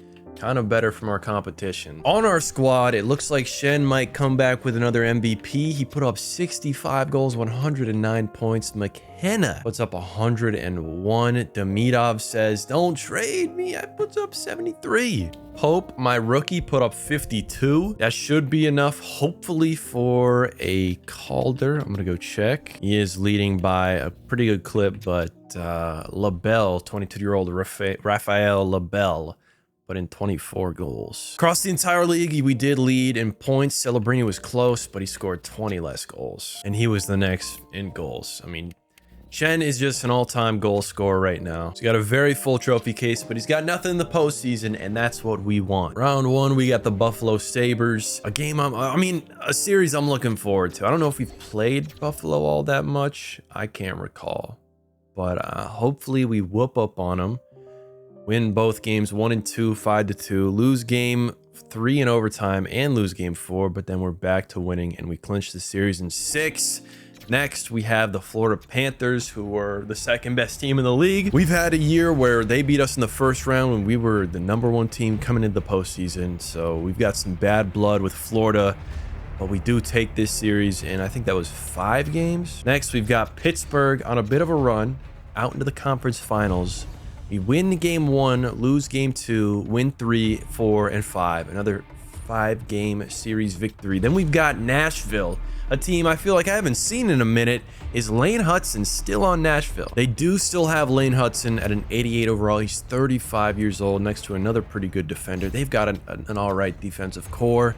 Offensively, we blow them away. In between the pipes, actually might be pretty even. I should probably check on my goalie here. During the regular season, wait, is this the playoffs? No, this is the regular season. He had a Vezina-worthy season. 40 wins and 922 and a 241. In the playoffs, he's maintaining basically the exact same stat line. Shen and McKenna are leading the league in postseason points. Shen has 16 goals in 16 games. McKenna leading in assists. Things are going well. We just have to clutch out the finals, something we've not been doing. I believe we're 2-2 in the finals over the entirety of the career, but we win game 1, 2, and 3, and it looks like the Halifax Mariners finally are going to be back lifting the cup. It has been so long. I don't think we're gonna do it in a clean sweep. They're gonna win game 4, unfortunately, but game 5 we come back to our home barn, and that's when we really want to win it so we can celebrate with the fans. Go up 2-1, 3-1. Let this play out a little bit quickly here, and then step in to lift the cup. Fui puts us up 4-1. We look at our team. We have 100 overall offense, 83 defense, 86 goalie. I don't even think we have an 83 defense. Our 83 goalie might be an 83 overall, but he is playing absolutely insane. 5 seconds left. 3, 2, 1. Halifax is back on top of the hockey world. Once again, a Stanley Cup winning franchise. Nicholas McKenna wins the Conn Smythe, not Shen. And Demidov, our captain, comes out to lift the cup. What might be one last time in his time in Halifax. I'm uncertain about his future with this franchise, but I don't know. He had a pretty good season. I don't know. We're gonna have to make some decisions. Albert Pope does win the Calder, finally back on top, and we do it while breaking the President's Trophy curse. We've been to the Stanley Cup 3 times in the past 4 years. And now we win one. Hopefully we can continue going to the finals and bring more home. Either way, I'm happy. Shen gets another Hart and Art Ross. A Lady Bing. We get another Calder. We got a Conn Smythe. Coat does not pick up the Vezina, despite putting up a crazy season, but he does get a Jennings. And Shen has won the last 5. The last 5 Rocket Richards. Before we start a new season, I'm putting new contracts on Magnuson and a new contract on Horkoff, and I'm trading both of them. I'm actually going to get rid of the crazy depth in my forwards and actually build out a better defensive core. For real this time. Well, we've got a defenseman at the 4th pick available, and I'm going to send some of the guys I just re-signed to try and pick up this defenseman. I'm throwing Horkoff and Magnuson in here, sending them both out. They're saying no, not enough. I do have my first overall pick this draft. Put that in too. Still not enough. my second and third rounder as well. That's enough. And then we pick up an 81 overall, two-way defenseman. I like that. We are in an interesting state right now. Coat is expiring. He wants 16 mil. I think paying a goalie is not worth it. I'm gonna sign and trade Coat Laurent. Or Laurent Coat. Everyone else should be able to be re-signed pretty easily. I've got a ton of money and no big re-signings left, except for Coat, and then I'm gonna trade him. Here's the deal I'm doing. Trade finder deal, by the way. Coat for a defenseman, left defenseman, offensive defenseman, who is slow as hell, but he's got a good shot, and he scored 50 points last season.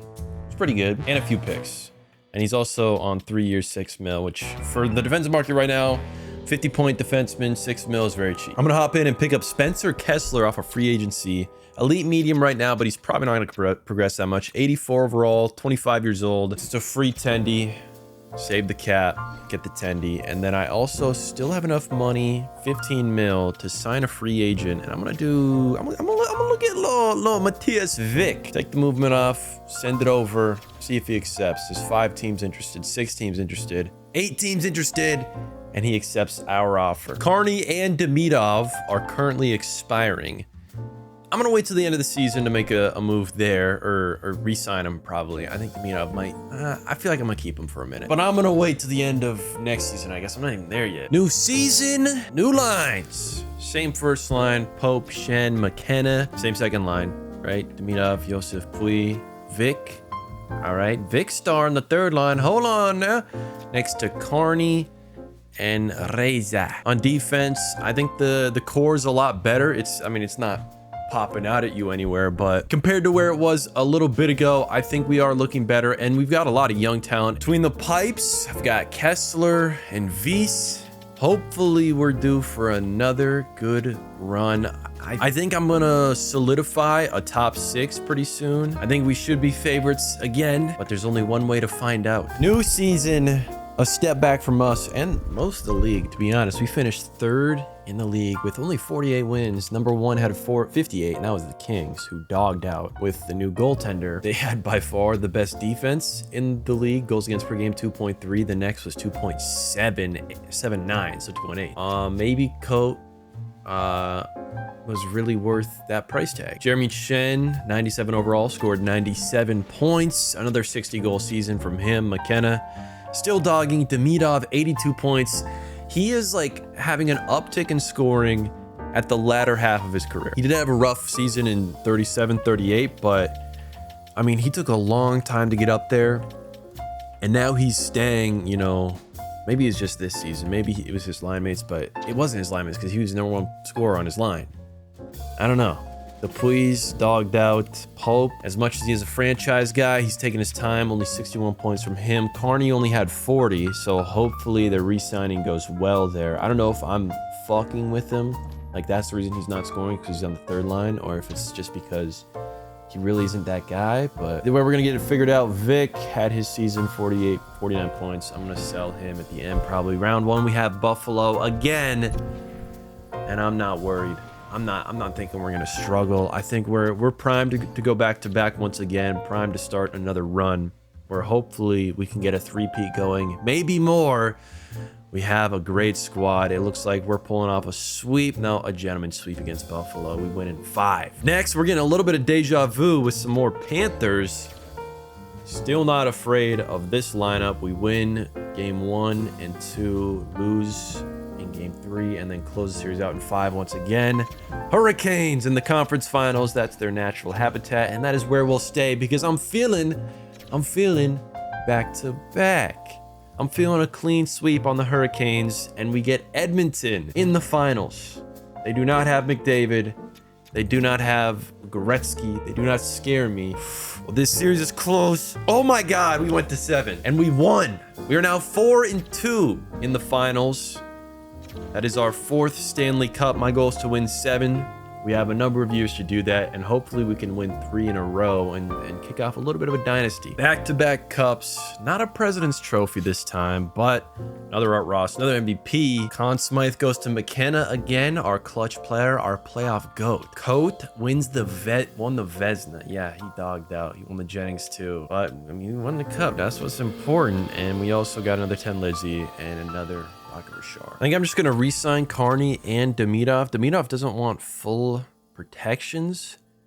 He's been dogging out. I'll give him that contract. Carney only wants 10 mil for 2 years. Throw that out too. And then I'm going into the draft, probably trading Vic Star. I'm going to trade Vic to get the 5th overall pick. Vic and my 1st overall pick. And then I'm going in and taking an offensive defenseman who is an elite medium per Olafsson. 79 overall. He's actually, he's a 2-way defenseman. Another 2-way defenseman. He is on the squad now. Round 2, I pick up an elite medium goalie. Round 3, I pick up another elite medium. And then round 4, I pick up my best elite medium goalie. 3 elite medium goalies back to back to back, finishing with a 60 overall elite medium goalie in round 4. Another elite medium in round 5. I've drafted 4 elite medium goalies. The scouts has just been doing work. Next, I pick up an elite low. Pretty good draft. A lot of great goalies in there. Hopefully some of them pan out. We don't have to worry about goalies anymore for the rest of this video. Re-signings, no big contracts going out. Spencer Kessler wants a huge deal. He can walk. Again, no one else really big in here. Just a ton of simple short contracts for young prospects. I'm going to do a little trade right now to free up some cap space. Benito from the Sharks, a defenseman who's really young on his entry, and Sharov, who I drafted, a pretty good defensive defenseman who has put in some great work for us, but he's staying around at 85 overall. I had higher hopes for him, and since I do have a little bit of value that I can squeak out of this, I guess I'll take a few picks as well. Trade accepted. The reason I'm doing that deal is because I want a little bit of money for this free agency. This is not a deal that I really should be making. This is just because I want to. Because I want Connor Bedard on my team for 1 year. He's 34 years old, asking for $15 million. He hasn't won anything since his Calder.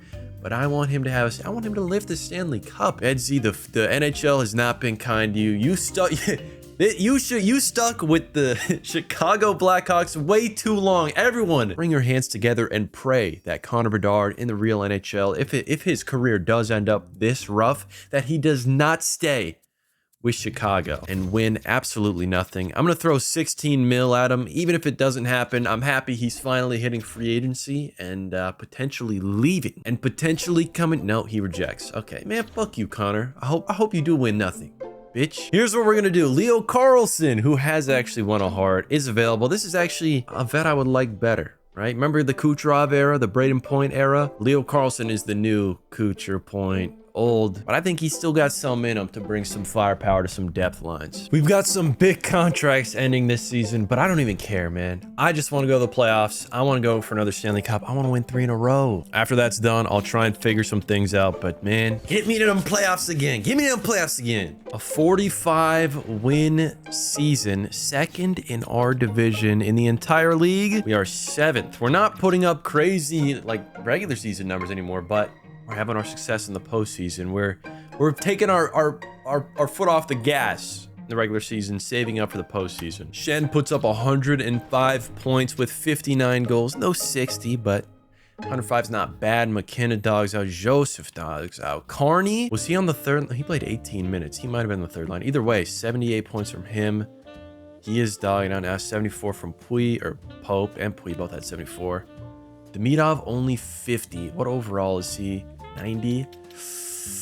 I'm running out of money, and it might be his time to go. That conversation's for the future. Defensively scoring has been like interesting. We're not scoring much on defense. We're not looking for production from these guys. I think that's okay because we have such a great forward core. I'm fine if our defense is a little bit worse and not scoring as much. They just have to be good defenders. Shen probably picks up another MVP, but he does not get the Rocket. Aginla puts in 62. Shot less shots, but just made more. Round 1, we've got the Florida Panthers, who have beat us in round 1 before. I would love a little rematch match against Florida. We win game 1, but it goes to overtime. 2, we win in regulation. 3, we win clean sweep rematch. That's good. That feels really good. Next, we've got Tampa. We've beat plenty of times to this at this point. Not scared of Tampa, not scared of the second round. Bring us all the way. Another clean sweep. We have not lost a game yet. The Leafs are in the conference finals. We win game 1, 2, 3, 4. Still have not lost a game. And now we are back, looking to go 3 for 3. I'm simming all the way through. Can we do a clean sweep? No, we can't. We do lose our first game in the Stanley Cup Finals, but we do complete a 3-time back-to-back three-peat. We are finally here as a legendary team. A three-peat. 5 total cups on the video. It took us a minute to start winning like this, but we are winning like this. Shen with an Art Ross. Shen with a heart. McKenna, 3-time Conn Smythe player. Shen doesn't get the Conn Smythe, but that's fine. We got McKenna for him. Still haven't won a Selkie at all. Shen gets another. Ted Lindsay. Wait, the Richard did not go to TJ Gannett. What, the Penner? How many did Penner score? 65 goals, 17 assists, 82 points from Dakota Penner. I will say throughout the entirety of that, I did not check up on Leo Carlson, who had 25 points and was negative in the regular season, but in the playoffs, he had 7 points. It was a +3, so he helped us out a little bit at least. Before we head into the draft, I have some re-signings to do. Starting with Pope, who wants 16 mil. There's no world in which we don't bring him back. But then we have Pui, 31 years old, and he wants 14.7. He's no interest in a clause, but if I put a clause on, I can crank this down, but I don't think I want to do that. I think it might be better just have him available to move off of if I want to. And then if we take a look at Akerstrom, the two-way defenseman I took, he wants almost 10 mil. 23. Look at what he did. He wants 10 mil for this stat line. 26 points, 23 plus minus, 18 hits, 11 takeaways. I'm gonna give him this contract, but I have to trade him away in the draft. I mean, the defensemen are so hard to figure out and just get a good solid one on a long deal. That could change for us. We could get a good one. Bear Weston, two-way defenseman, franchise medium potential in the draft. I got to do what I can to get him. Another franchise player. We are trading up. Akerstrom is getting shipped out. Him and Parrish, who is getting paid money he doesn't really need or deserve. Philadelphia is right at the cap, so I can't even add anything else in, and that might honestly tank the chances of me pulling this trade off because they're right at the cap. I just have to put in so many firsts to get this done. I'm gonna put a ton in and propose this trade, even though it's quite close. They're saying it's close in value. I'm gonna put another first. I'm giving up on the first rounds. They're horrible picks every time. And when am I gonna get another chance at a franchise defenseman? 3 firsts, a good defenseman, and a second. Trade accepted. Hopefully those firsts are all the last pick, and hopefully we can get Bear Weston, and hopefully we can re-sign him for a reasonable deal and fix our defensive problems. Rest of the draft didn't go too great, but got a #1 guy. Have a #1 defenseman. That feels very nice. Very good. Free agency has our old guy Horkoff, Jason Horkoff, asking for a $20 million contract. Somehow we've avoided the 20 mils, but Shen will probably be around that price tag when he does go up for re-signing. I do need a new goalie. Yo, Jacob Fowler last season, almost 4 goals per game, playing 23 goals. Was he on the worst team of all time? Or is he just a bum? I don't know, but I'm not risking it. Bjorkstrand, 20 games played, 930 and a 2-2. We're gonna pick him up, see how he does as a starter. New season, new lines. I've got a decision to make, but first, you know, same first line, same old.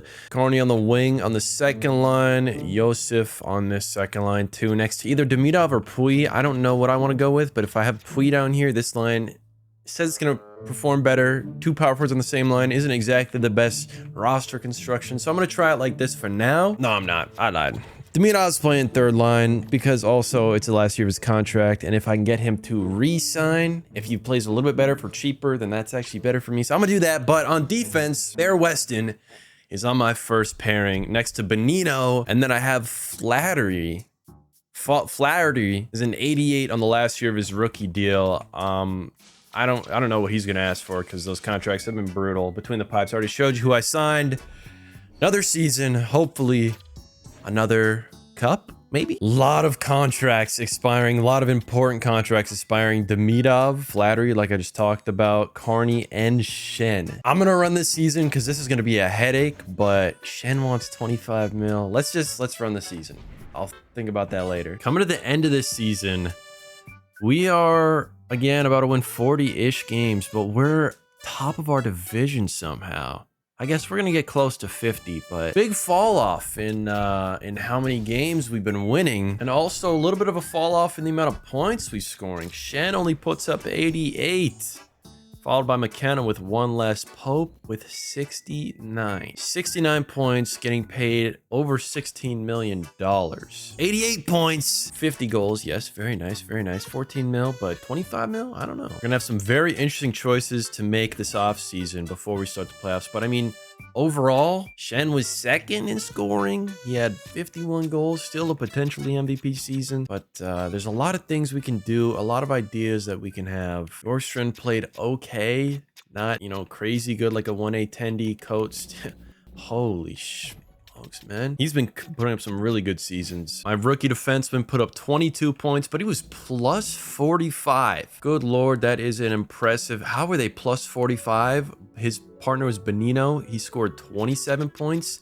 That is very impressive. Very nice. How old? Oh, that's a new deal too. Oh my God. We might have to do a slight retooling after this season. Hopefully we win a cup. But if we don't, it might be a struggle to get back up here. We've won 5. My goal is 7. I need 2 more. No matter which way it goes or how this video ends, the Mariners are still an all-time great franchise. You know, going back to back to back. I haven't really been keeping track of how other teams have been doing in the sim, but in the 32-team league, right after the expansion, 3 in a row is still a feat to behold. And let's see if we can make it 4. Columbus is our first opponent. We lose game 1 and then barely squeak out game 2 in overtime. Another 1-goal victory. This is all tied up 2-2, but we're taking the lead and we take it in 6.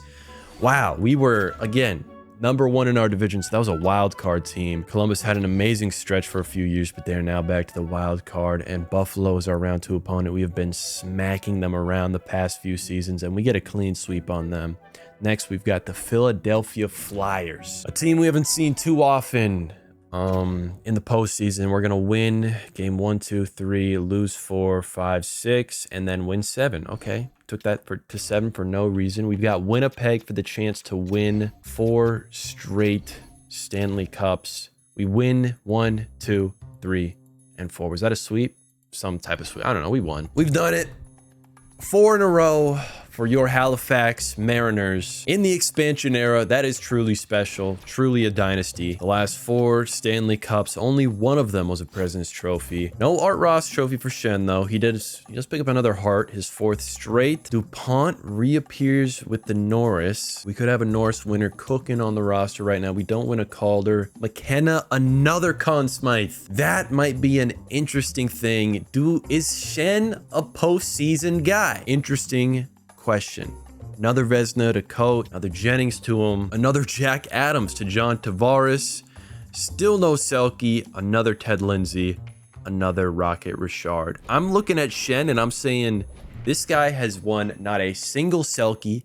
He puts up numbers in the regular season, but our regular season success is not tied to our postseason success. When we make it in, if we're high up, if we're President's Trophy winners, we're less likely to win the cup. In my opinion, sometimes, I mean, I don't know the exact numbers on it, but it feels like Shen might not be the future of this franchise. Going forward, I might prioritize someone else. But that's a question I'm going to solve tomorrow. All right, it's a new day. I've thought some things over and I have a plan. I've already re-signed Demidov. He took a huge pay cut from 12 mil down to 4.3. That should save us a good chunk of change. Shen does not want 25 mil anymore. Now he only wants 21.8. I'm going to take this down as much as I can, which is around 21, and send that out. He accepts. Shen has been a huge part. He's, you know, at this point, the GOAT of our franchise, the GOAT of this video. He hasn't been doing crazy things in the playoffs, No Conn Smythes yet, but it's just not a player you can let walk or let go or even trade, to be honest. Now, Carney also wants a contract, but I'm not going to re-sign this yet. First, I'm going to re-sign my right defenseman who wants a $14 million deal. Bring it down as much as I can, but send it over. I will be trading Flattery in the draft. Along with him, on my left defenseman, don't know how to pronounce his name, 84 overall, $11 million, 11.5. I'm trading him as well. The defenseman contracts just don't work out unless someone is really willing to accept a deal. The way the market looks right now is just cooked. So I feel like it's best to draft them, keep them on their entries, re-sign them if it's a good deal. If it's not, trade them for someone who has a good deal, and that's what I'm going to do. So right now, I don't have the money to re-sign Carney, but if I go into the draft, trade them away, I should have the money. Unfortunately for me, this draft class does not have a franchise player who I could pair those two up and try and go after, but there are a few pretty good looking prospects. Leonardo Pera on the Kings is a right defenseman, 23 years old, 7 mil for 5 years, 87 overall. I think that'll be pretty good. We're gonna have 4 years of him because his contract's about to go, and he's a defensive defenseman who I can put on the first line next to my franchise guy. A perfect pairing, a perfect trade. Maybe this could go 1-for-1. Flaherty for Pera. 1-for-1, done deal. Next is my other defenseman who I'm going to trade for 2 forward prospects. Not going straight up, but if I add a few picks onto this, I think we can get it to go. We can. Those are 2 trades I wanted to make. I don't have very many picks. They're all pretty low, so probably nothing else happening in this draft. Now that we're in player re-signings, I should have enough money to bring Carney back. 14 mil, 2 years, no clause at all. And we have our left defenseman, Olofsson, elite medium, 84 overall, no contract yet, an entry deal for 3 years. We are building the budget defensive core of all time. A ton of goalies are on expiring contracts, including our elite medium goalie. Hopefully he can grow up to be a good starter for us, but we also have all of the elite mediums I drafted, which might get tough. I don't know if I have all the roster spots for them. I'm gonna have to buy out some of my other goalies, make sure I have all the talented ones. All right, I got pretty much everyone back that I want and a little bit of 10 mil to spend. Wait, hold on. 4 cups. McKenna won the Conn Smythe. He's won 4 in a row now. I didn't even look at the stats at all, but Shen had 35 points. McKenna had 23. He won the Smythe. Shen had 35 points, 18 goals. How did he not win the Conn Smythe? He has been a playoff dog. And Pope played nuts. 14 goals from him. How did Shen not get the Conn Smythe? I don't know, but we're back in free agency. Got a cool 10 mil, and I could spend it on a vet. But first, I'm going to make sure I get a goalie. Igor Zavaregan has quite a few abilities. He didn't play too bad this season, so I'm going to pick him up. Very old, though. 36. That leaves me with about 8 mil to spend on offense. I could get Beckett Seneca, who has been a pretty successful wing, especially as of recently. Those are top-line minutes, but I'm sure he can put in some work on a 3rd or 4th line. Seneca, welcome to the squad. New season, new lines. Pope, Shen, McKenna, my top dogs. Pui, Joseph, Carney, Seneca, Black, Demidov. The depth is looking a bit tough, but I think the defense is looking a bit better. Bear Weston next to our new guy, Para. Bonino, Olofsson, Hirsch, Lebedev. In between the pipes, we've already got a little bit of regression on the guy I just signed. He's 37, but Dempsey should be able to take up a majority of the workload. Time to head into the season, get some work done. We've won 4 straight. Looking to make it 5. If my math is correct, I didn't even realize, but I'm pretty sure Shen, who I just re-signed, is re-signed for the rest of the video. I think his contract ends just when the video ends, so we should be good on that contract. And any contract that we sign at this point that's 7 years will be the rest of the video. And then after that, 6 years. So I'm going to try and get those deals done and really lock this team up and try and be as good as we can over these next 7 years. We've won 6 championships. My goal, I said, was 7. My goal overall is to build an amazing dynasty. I think the dynasty part is done. We can win 7. We just need 1 more. And then we're just getting icing on the cake, cherry on top, just building our resume, stacking us out. End of the season, man.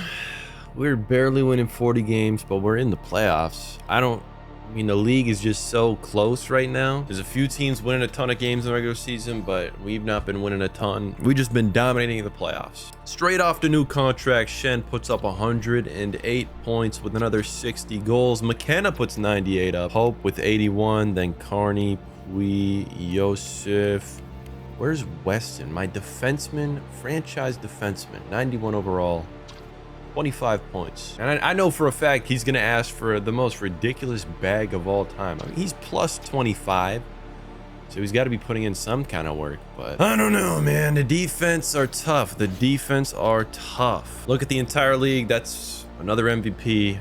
Another Rocket Richard. Round one, we've got the Buffalo Sabres again. I don't know how many times we've played this team up to this point, especially in round one. Although I think, I don't think I'm a wild card team. I think I'm the 3rd seed and Buffalo is the 2nd. Oh, hold on. This is going the distance. It went all the way to 6 this time, but we clinch it out. Round two, we've got Tampa Bay, another familiar face, another team that we've been getting the best of for a long time now. We win game 1, 2, lose. Oh, whoa, whoa, whoa, whoa. That went to 7 and we lost. Are you kidding? Oh my God. We lost. We go up 3-0 against Tampa Bay and lose 4 straight. That's how the streak ends. We win 4 straight and then lose in round 2 by blowing a 3-game lead. If I look at the contracts, we have one big deal expiring. McKenna, $18 million contract coming to an end. He wants a $23 million extension for 8 years, despite playing next to Shen and being overall less productive. Even though he's picked up those Conn Smythes, they probably should have gone to Shen. But he wants more money. I'm gonna build out a core for the Maple Leafs, giving up so much of my salary cap to them, but I don't see any other way. So I think I just sign this deal and keep him for the rest of this rebuild. Demidov wants a huge pay cut. How many points did he put up? He only had 3 points in the postseason, 38 in the regular. Well, I can't let him go. I gotta keep him as long as he wants to stay. He's the captain of this squad right now. Yes, I'm just spending a bag and a half, and it's a no move, so we're locked in on this. I'm all in on McKenna. I don't see any other way, so I'm sending that contract out. Everyone else, hopefully I can afford. Next season, my defenseman comes off his deal. McKenna accepts. It's gonna get rough. It's gonna be a rough second half to this dynasty. Like, we built up, we've won chips. I feel like we'll be contenders for a minute and a half. For the rest of this video, we should be, if not contenders and favorites to win chips in most of the years. But the money's gonna get tough. Hold up, I might call a huge audible. Hang on. Hold up, wait a minute. First overall in this draft class is a franchise guy. I'm trading up. Who am I gonna trade? I don't know yet, but I have a few options. I can do McKenna, who I just re-signed, or I could potentially do Pope. Thing about Pope is that he's playing on the wing with some very great players, and he hasn't even been a point per game yet. Like, he's had a number of seasons. He's not reached his full potential yet. I think he can be a dog, but I think he's also maybe going to ask for a ton of money. Either him or Carney, one of them has to get chopped, and McKenna or Pope asked for more. I think Carney's deal is going to be more reasonable, and I do like him as a center. I feel like I either axe Pope. I think I axed Pope right now. It's just not going to work out. Pope is getting shipped out, but I think I can also get more from this team. I'm going to ask for 3 first-rounders, including the #1 in this draft. That's too much. I'll take 1 first-rounder off, and they accept. They get a franchise bona fide player, and we get a young franchise bona fide player who's just not there yet, and another first-round pick next season. Jonas Komisarek, 82 overall, franchise medium, power forward, and Pope is off the squad. That does free up a ton of cap space, and I don't have any big contracts, although I'm sure some of these defensemen are going to ask for crazy money. 8 mil. What do you want? 8 mil. Both 81s, 8 mil a piece. Benito, 7.7. Parrish, 4.6. So I'm gonna have to make some decisions. Some of those guys aren't staying, but there should be a little bit more money in the budget come free agency time than what I'm used to. Got a pretty loaded free agency, and I've got $23 million. I can go a few routes with this. I like quite a few defenseman walks, so I think I'm gonna target Chase Reed. wants 15 mil and a no movement. If I take the movement off, pump the money up to 17, can I get a deal out of this? I'm gonna say yes right away, but if I advance a few days, he does accept. So we have a pretty good defenseman for about a season. He's also very old. And then I'm gonna try and get Connor Bedard again. Come on. Then I'm gonna try and pick up Matvey Michkov, who is still available. 7.5 million is all I have left. Not what he's asking for, but I'll throw a no movement on. And he accepts. So all my deals done. I haven't looked at the awards yet. I'm assuming, yeah, Anaheim won Cup. We got Art Ross again, MVP. Another Ted Lindsay and another Richard. Same awards, same thing. Still dominating individual performance. Here are the new lines. Jonas Komisarek, a right wing who's playing on the left wing, the first line. Next to Shen and McKenna, Pui, Carney, Michkov, Yosef, third line defenseman next to Demidov. Maybe it just might work. On defense, Weston, he's now a 94. Playing next to Chase Reed, a Weston in a contract year. Para's down here locking it down next to Olafsson. Speaking of contract year, let's look at some contracts. Because not only is Weston expiring, but also Carney. Carney wants 1 year, 18 mil. Weston wants 16 mil for 5 years. I would love to get this to 7 years though, and maybe a little no move clause to try and lock him up for the rest of the video for a cool 17 million. I don't know if that contract's gonna go through, but it'd be awesome if he did say yes. Carney I'll worry about later. Pui also expiring, but hopefully taking a pay cut, a little one.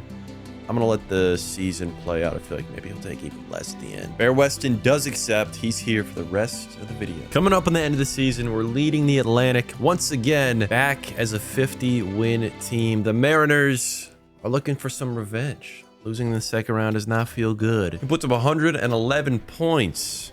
61 goals again. McKenna 97 points. Michkov 66. Carney 66. Reed 65. That's the defenseman I picked up. Weston 50 or 43, improvement from him. The rookie put up 41, not bad. Still leading the league. Maddox Schultz careered it at 34 years old. I gotta say, Shen is potentially, you know, eclipsing. He has the potential to eclipse the amount of Hart trophies Gretzky won. He won 9. Shen is at 6, potentially 7 after this season. 9 Richards. I mean, we got an all-time great on our hands, just no Conn Smythe yet. First round, we have Washington, a team I haven't seen a ton of. Hopefully, our experience carries us through. We are not infallible. We've learned that a few times now. There's no need to get overconfident. We got to take things from a simple perspective. Just get the job done, and we do. Next, we have the Leafs in round 2. Simple objective once again, get the job done. We are winning games, and we will keep winning games all the way to the conference finals, where we have the Columbus Blue Jackets. We win game 1, 2, lose 3, but take this series in 5. And lastly, in the conference final, or not the conference finals, the Stanley Cup finals, once again, we have the San Jose Sharks. They have the same record as us, only 3 losses. A pretty good team, it looks like. Shen, once again, leading the way in points, but McKenna is second in points. Is he going to snag another Conn Smythe, or is Shen going to get his first finally? Who knows? I'm going to go check out who's on San Jose right now. Where is Celebrini? Has Celebrini retired at this point? I haven't been checking retirements that much. I keep forgetting, but I probably should. Celebrini is not on this team anymore.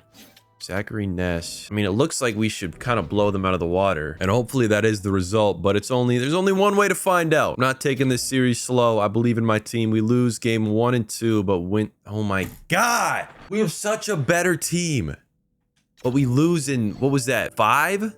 We lost in 5 games. We have such a better team, but San Jose takes us down. Maybe it will be tough to get our 6th cup. In the draft, we have another franchise player, which gives me another interesting choice to make. I could make a move for them.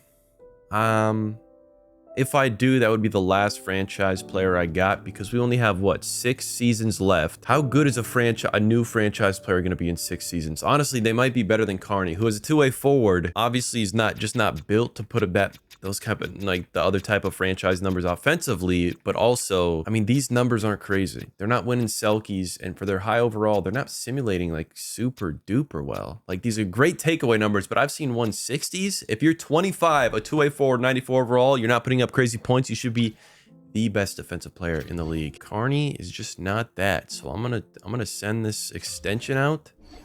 Hopefully they sign, and then I think I'm trading them in the draft too. They accept. Very generous offer. Yes, I know, but our relationship is coming to an end. The Chicago pick we got last draft is number 7th overall. Carney served us well. A great player, but a player on my team no longer. I'm gonna snag a few defensive prospects and another 1st overall pick. Maybe that might be too much. You're saying it is, so I'm gonna take one of the prospects out. Still too much. Take both out. 2 picks again. Still not enough. Whoa. All right, they're keeping the pick. We're taking the prospects. Some good defensemen who are young and cheap, and that is the deal. Running it back with another power forward. The 2-way forwards just didn't work out. The right wing, Pedro Man. Finally, an easy name to pronounce. That is my guy right there. 81 overall, franchise, power forward, right wing. My 7th overall pick was a 2-way forward, 67 overall, right wing sniper. That's not a great pick, but I do pick up an elite medium goalie. That might be the last goalie we use. Maybe he'll be ready in 6 years. I don't know. We'll find. We'll figure it out. 3 signings are done. I just forgot to commentate. Pui signed for 2 years, about 10 mil.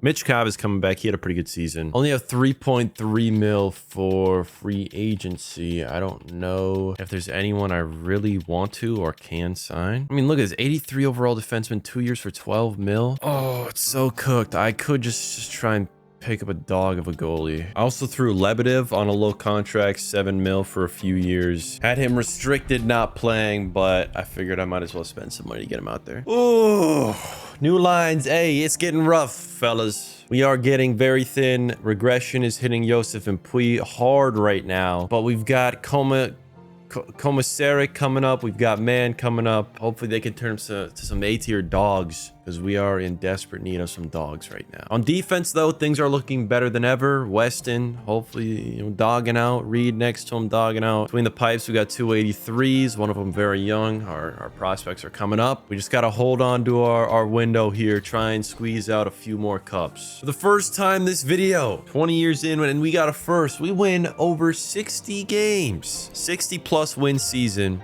Took us 20 years. If I don't win a cup this season, oh man, we revolted in Halifax. 5 points off the all-time record, 20 points ahead of our next competition. 106 points from Shen, 102 from McKenna. Commissaric, 71 points. He was plus 79. Reed put up 54. Or no, he was plus 54, put up 65. Mitchkov, 63. Only 38 from Weston. I would like more out of him. Our rookie, Pedro Man, put up 44, but he had 28 goals. Round 1, we have the Ottawa Senators, and we are a 60-win team. A President's Trophy team. If we want to get back in the cup race, winning cups, we're going to do a break in the curse. And we're going to start with the Ottawa Senators in round 1. Losing game 1, losing game 2.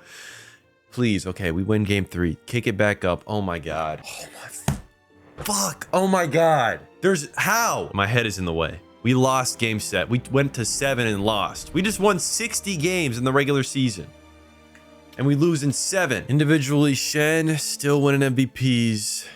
We pick up a James Norris too from Reed. First of the video there. Nothing else going on except more Ted Lindsay's, more Richards. No Stanley Cup though. Shen is 1 away from tying the Hart Trophy record. He might have the most Rocket Richards all time, but he's got no Conn Smythe, and we just had a 60 win season. We lose in round 1. What the hell?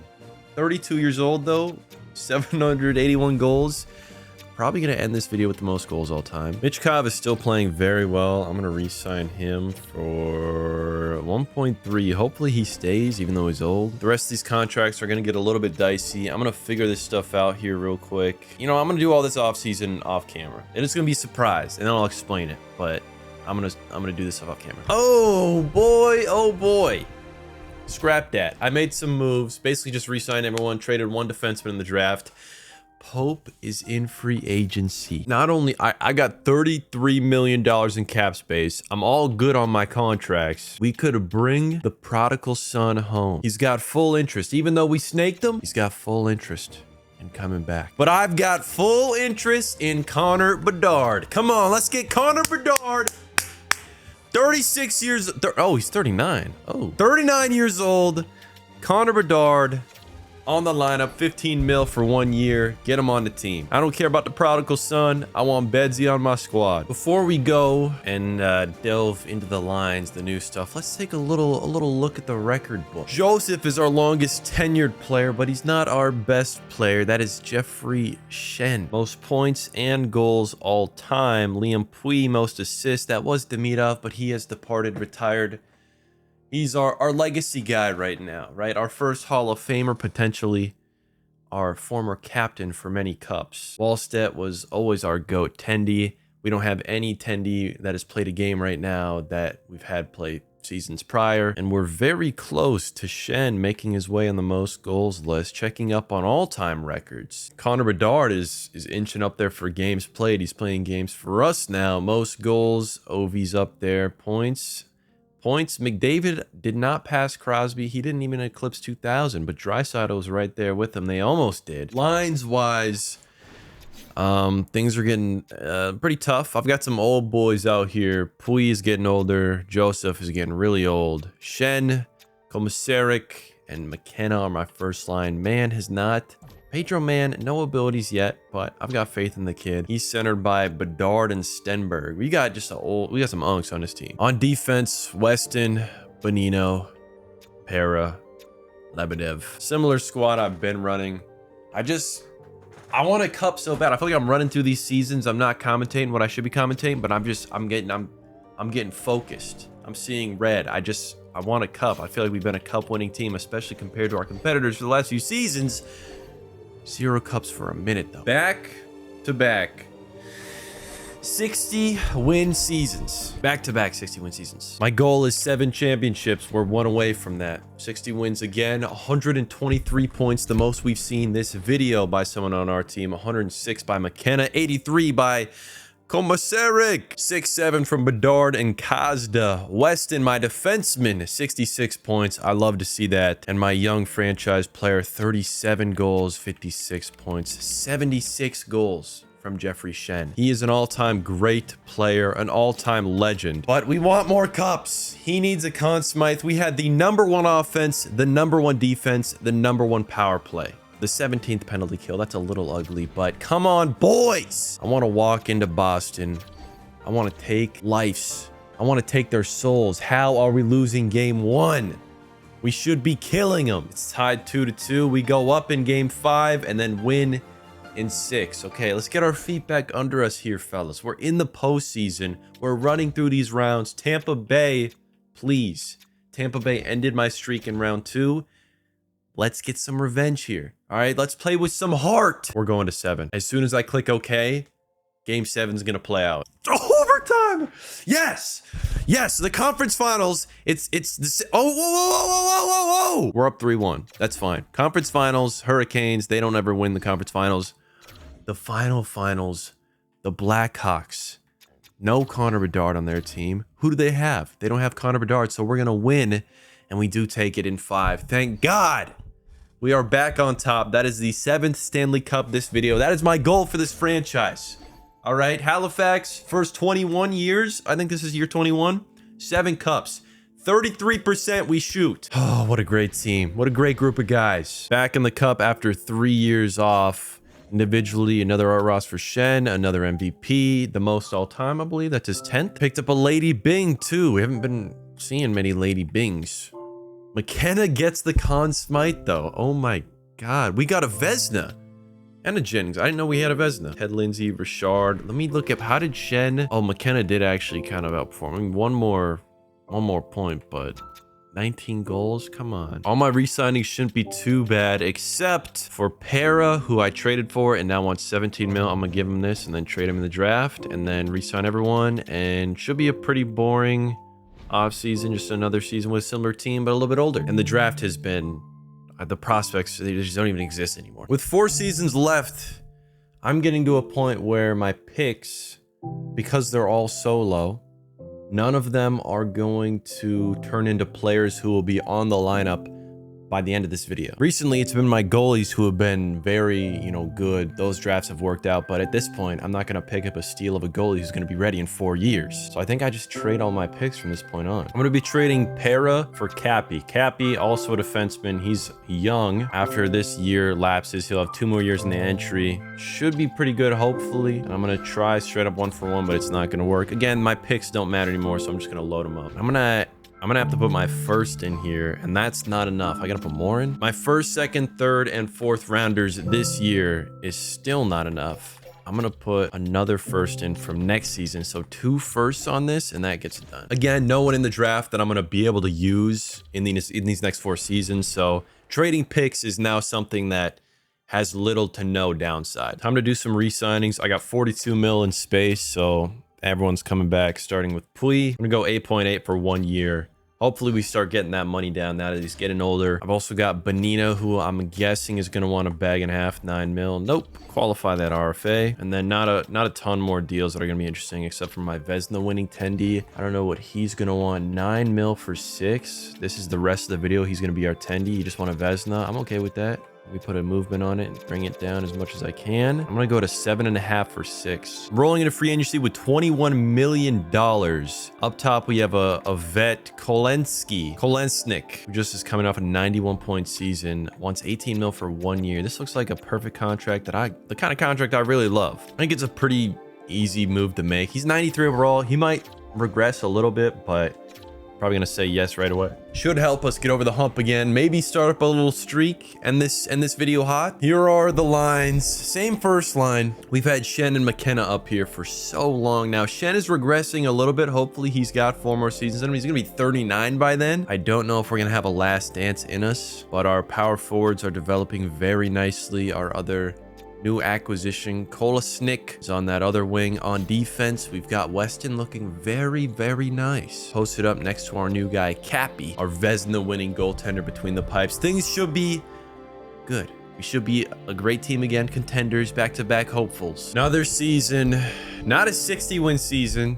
Not where we were, but still top of our division. Top of the Atlantic, 50+ wins. You ought to be proud to be here. Shen's still leading the way, but under 100 points for the first time in a long time. 59 goals. And Pedro Man is coming for him. Shen, I'm assuming... Oh, he doesn't have 10 hearts. He's 1 away. So Shen is still 1. He's tied with Gretzky right now. He's 1 away from eclipsing him. McKenna is back here. I mean, we've got... It's just the franchise guys dogging out. Our new guy we signed in free agency dogged out. Where was Weston? 55 points. Plus 39 though. Still a dog. Pui, 40 points. He's had a healthy career here. He's made a lot of money. He's put his time in, put his work in. Do we lead the league in points? We don't.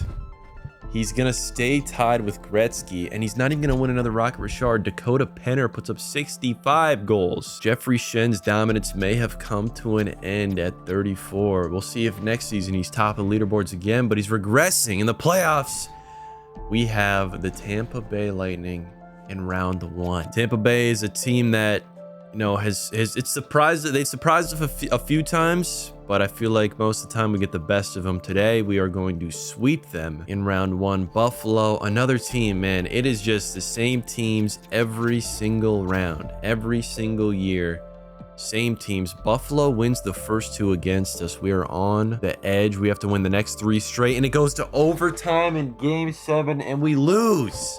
Are you kidding me? A chance for greatness to end this with another 3-peat or a 5-peat, but we lose. If we want to end on a 3-peat, we got to win the next 3 straight. Before we do anything, we've got Pedro Man coming off his rookie deal. 21 million he wants. I just have to throw it at him. That's the last deal we make. We should have basically all of our key pieces locked up for the rest of the video. If we still wants more pay cuts, I'll give it. I'm very grateful for that. I want to keep him on this team, but I also don't want to be paying out too much money. Kolesnik he wants 17 mil. I'm not going to be able to pay that, so he is going back to free agency. And I'm going to see what Rukin, he wants 8 mil. I think I just have to pay this, even though he's so not worth it. I just have to pay it and keep him and that's what they're all gonna ask for. I'm gonna go through the draft. I'm guessing. I'll look for gems one last time, but if we get nothing, then we get nothing. We do not get anything. I did not get anything That's gonna help us. 3 seasons left. We're getting down to the wire. I've won 7 chips, including a 4-peat back-to-back and 1 off. I would love to end it with some more chips. I've got 10 mil for free agency. Tell me there's a vet in here who wants 1 year. Good Lord, everybody is so expensive. Rich Whitmore. Are you a dog, Rich Whitmore? You better be. It's the only signing I can make. The lines are getting very cooked. Same goalie. I've got Shen line 1 next to Pedro Mann now. And then I've got my wing, my franchise power forward wing playing center because he's got 79 faceoffs, which is some of the highest I have.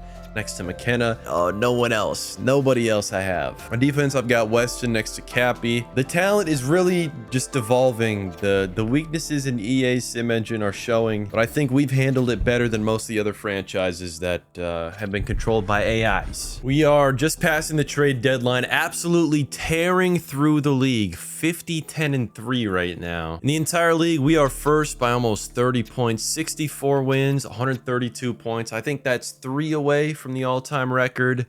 80% win percentage, a dominant season. But we've had dominant regular seasons that we've lost in the playoffs before. Shen makes an announcement to the world. No, I am not done. No, I'm not washed. I'm 35, but I'm going to put up a career high 125 points with 65 goals and a career high 60 assists. Playing next to Pedro Mann, who put up 108. McKenna on the second line put up 101. Maybe I should have been offsetting my talent a little bit and not stacking the lines because these 2 lines were absolutely lethal. Pui, 38 years old, 79 overall, 69 points. Love to see that. My defenseman, Weston, 69 points as well. In a league with few defensive talent and all of it's going for crazy price tags. Weston for 17 mil. I think this is a pretty good trade. He's got great defensive stats, and he's also putting in work on offense. Round 1, we have Buffalo, a little rematch. We win game 1, win game 2. We win game 3, yes, in overtime. Can we pull off a clean sweep? Yes, we can. Clean sweep to start one of our final playoff runs. Next, we have Montreal, who I don't think we've seen for a good minute in the playoffs. We're going to win game 1, 2, maybe 3. I think that's another clean sweep. Yes, it was. We're 8-0. Next is the New York Islanders. And we are going to lose our first playoff game, our first 2 playoff games in that round as New York beats us twice. Next up, Vegas. I think we're going to return to the top. Return to the king. We win in 6. The Halifax Mariners are once again Stanley Cup champions. It feels good to be back. 8 wins in total. Still got MVPs. Jeremy Chen has the most MVPs of all time. He's won 10, damn near over half of his career. Won the last 5. He's won so many MVPs in a row. I've lost count. McKenna wins the Conn Smythe again, though. What is up with the Conn Smythe going to the same person? Another Vezina for our Tendi. Another Jennings. Still have not won a single Selke. Another Ted Lindsay. Another Richard. What did McKenna do in the playoffs? If he got outperformed by Shen, he got seriously outperformed by Shen and outperformed by Mann. Dude, how does Shen not win a damn Conn Smythe here? This is the most goals in a single postseason of all time. 22 in 20 games, 22 goals, and that doesn't get him a Conn Smythe. I don't know, man. McKenna must be scoring every single game winner for him to get these awards, because this is nuts. One of the last trades I gotta make. Cappy is coming off his rookie deal and he wants a $19 million contract. Putting him on that, trading him out. Probably the last time we're doing it this video. Say goodbye to Cappy. Doing that in the draft, and that's probably the only thing I'm doing in the draft because there's no one in the draft that can help me. I think I go for Bernd Helmer. Nice 2-way defenseman on his rookie deal. Rest of the video. Cheaps, throw Cappy in there. Hopefully it goes 1 for 1. It does. Done deal. Rest of the draft's pretty buns again. Not pretty buns. There's a couple good picks, just no one that's gonna be able to help us. I will say I've been RFAing Bonino for a long time. No one's been trying to pay him, and so he wants a cheap deal. Look at that. A reasonable defenseman deal, just in time for the end of this video. 2 seasons left. He wants 2 seasons. How much does Pui want? 6 mil? Really? Let's take some pay cuts, man. Bringing that down to 5.2. He's 38 years old. Hopefully he holds on for the rest of this video. Joseph is already gone, by the way. I should probably edit my captains. I've been ignoring that, just like I've been ignoring the retire. I hope nobody really wants to see the retiree stats, because I have been completely ignoring it. That would be just unfortunate. My fault. I'm sorry, man. Okay, a lot of these guys up here want some crazy deals. I think I just let them go to free agency. Free agency, I've got 12 million, but Man, these contracts it's just brutal. 10 mil for so long for some players that really should not be making $12 million. Just gonna pick up some depth pieces, some people whose names I've never heard before. My captains are, to no one's surprise, Shen with the C on, McKenna with an A, and I'm giving defenseman Weston an A. All right, Pui didn't take enough of a pay cut, so he doesn't get one. I'm throwing down with some similar lines. We are the core four, right? With the lack of talent everywhere else, this is enough to put up insane seasons and win cups. These 4 players. Plus, I've also got Weston. Don't forget about him. We got 2 seasons. Maybe he'll win a Norris. But for right now, let's focus on getting back to the finals, back to the cup. Another super good season. We're first in the Atlantic again. We do own this division. However, there's a bit of a shakeup. Man, for the first time in a long time, overtakes Shen, or for the first time forever, Shen is not leading this team in points. McKenna, Pui outscored Komisarek, but Pui was on that first line. Weston put up 66. Impressive performance from Man, but Shen puts up another 60 goals. And after this playoff run, I gotta go check the record books. Potentially of another Vezina season for our goaltender. Across the league, are we leading in points with that? Yes, we are. Leading in points by a pretty good margin. Pope is up here. Has Pope won any awards? Nope, just the Calder and the cups he won with us. Shen hopefully has 2 more seasons with us. He's got 11 MVPs, 12 Rocket Richards, 9 Art Rosses, 12 Lady Bings.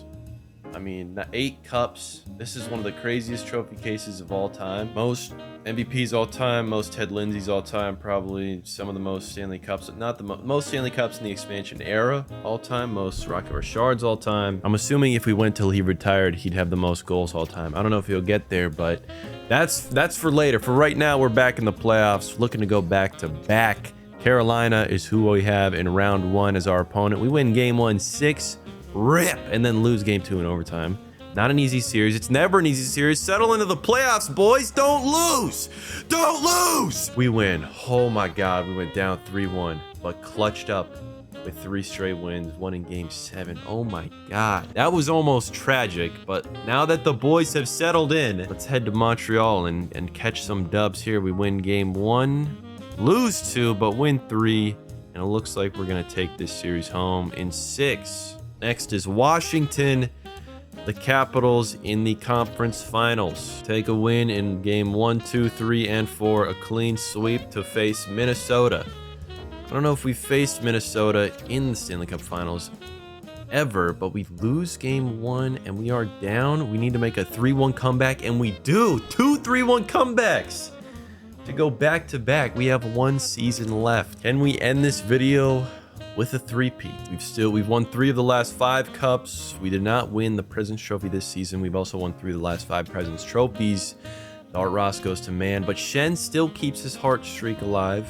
Picks up another heart. McKenna gets the Conn Smythe again. I don't know what he's doing to win these Conn Smythes, but he's getting every single one. Once again, Shen just outperformed him. I mean, McKenna's playing amazing in the playoffs, but Shen is outperforming him every single time, but not getting a Conn Smythe. Another draft that was not noteworthy. Just trying to keep the scraps of our depth together in these contracts. I don't even know the names of who I'm bringing back. I'm just trying to bring them all back, except for a few that I think are asking for quite a bit. Let's go to free agency, the last free agency of this entire video. Let's make a splash. Let's make a big signing. $11 million, and we can pick up Michael, spelled M-I-C-H-E-L, Dan Denault. Anyone remember the Denault that we had? We've got a Dan Denault now.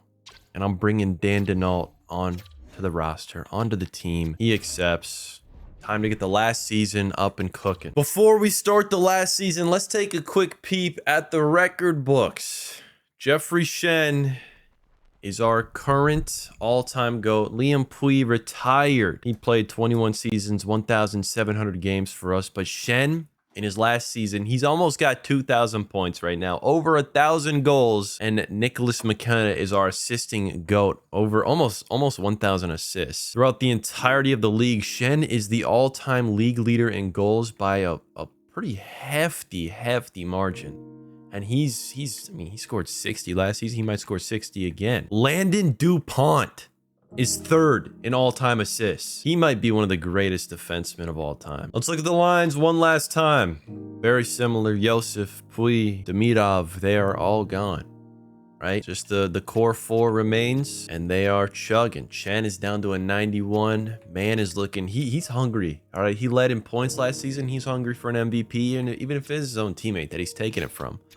On defense, Weston has put up a number of solid seasons, but still nothing but a Stanley Cup. This is his last chance to win a Norris if he wants it. Things are very thin, but among the teams, we are still the best in comparison. Hopefully that can hold up and we can end this video with a three-peat and our 10th or 11th cup. 10. I think it would be 10 because we had the back-to-back. That was our first championships. And then we had 4 in a row, which is 6. And after 4 in a row, we won 1 and then lost, which was 7. And then if we end on a three-peat, that would be 10. 10 at championships in 25 years, many of them consecutively. A lot of domination, always good in the regular season, like collecting all the individual awards. The Halifax Mariners are, in fact, one of the greatest dynasties of all time, and they're also one of the youngest. In this simulation, they are the youngest, only 25 years old, and already their trophy case is so full. The season is over. First in the Atlantic, again, 55 points. First in the entire league by 10 points. Only team to win 50-plus games, and we are led by man once again. Is he gonna rip away the MVP trophy? I think he just might have. He's not gonna score more goals than Shen, but 105 points. He might be the only player in the league who scored over 100. Weston might have put together a Norris season, the last season of this entire build, this entire video. If we take a look and compare it to the league, we do have the only 100-point season. We have the top 3 players of the entire league. And if we take a look at defensemen, Weston is a few points clear, a few goals clear, and hopefully his defensive impact, some of the most hits, most blocks, less giveaways than the people scoring close to him. Not as many takeaways, but he's getting in some fights. He's got 5 fights. Should have that award locked down. One thing left to do, but win the final playoffs. The final Stanley Cup race. New York Rangers in round 1. A team we have not seen very often. We're going to win game 1. We're going to lose game 2. We're going to win game 3. 8-0 victory in game 4. A statement that even if this does go further, we will clinch this. We take it in 6. The Red Wings in round 2, man. That is a matchup I've seen before. My last 25-year rebuild, I'm seeing it now. This is justice. Us winning this series. We take a slide in game 1, but I believe in my team to bring this home. We go oh my God, we didn't even go to 7. We lost in 6. Are you kidding me? The Red Wings own us in round 2. Every rebuild I do, man, they own us. We lose. We do not get the storybook ending. Only 9 cups. And franchise mode is now complete. Man does take the Art Ross, and he breaks the Hart streak in the last season. Weston takes home the Norris. No Conn Smythe for us, but we do get another Ted Lindsay, and it goes to man, but Shen gets another Rocket Richard. Throughout the entirety of his career, our GOAT, our Halifax Mariners GOAT, Jeffrey Shen, scored in total 1,098 goals, 781 assists, 1,879 points, only 37. He had a few more productive years in him, and that was in 1,640 games. He is an all-time great. He's won the most Harts all-time at 12, the most Ted Lindsays, maybe the most Art Rosses, definitely the most Rocket Richards, and 2 Lady Bings, along with a calm 9 Stanley Cups. What a run. What a run the Mariners had. What a franchise the Mariners are. 25 years, 9 Stanley Cups. A great record. We had our ups and downs, but I think overall we did great. It wasn't perfect. The Halifax Mariners are not a perfect franchise. I'm not a perfect GM. We're not perfect people. But isn't that the beauty? The beauty of this great game of hockey. Thank you so much for watching. I hope you have a good day. And goodbye.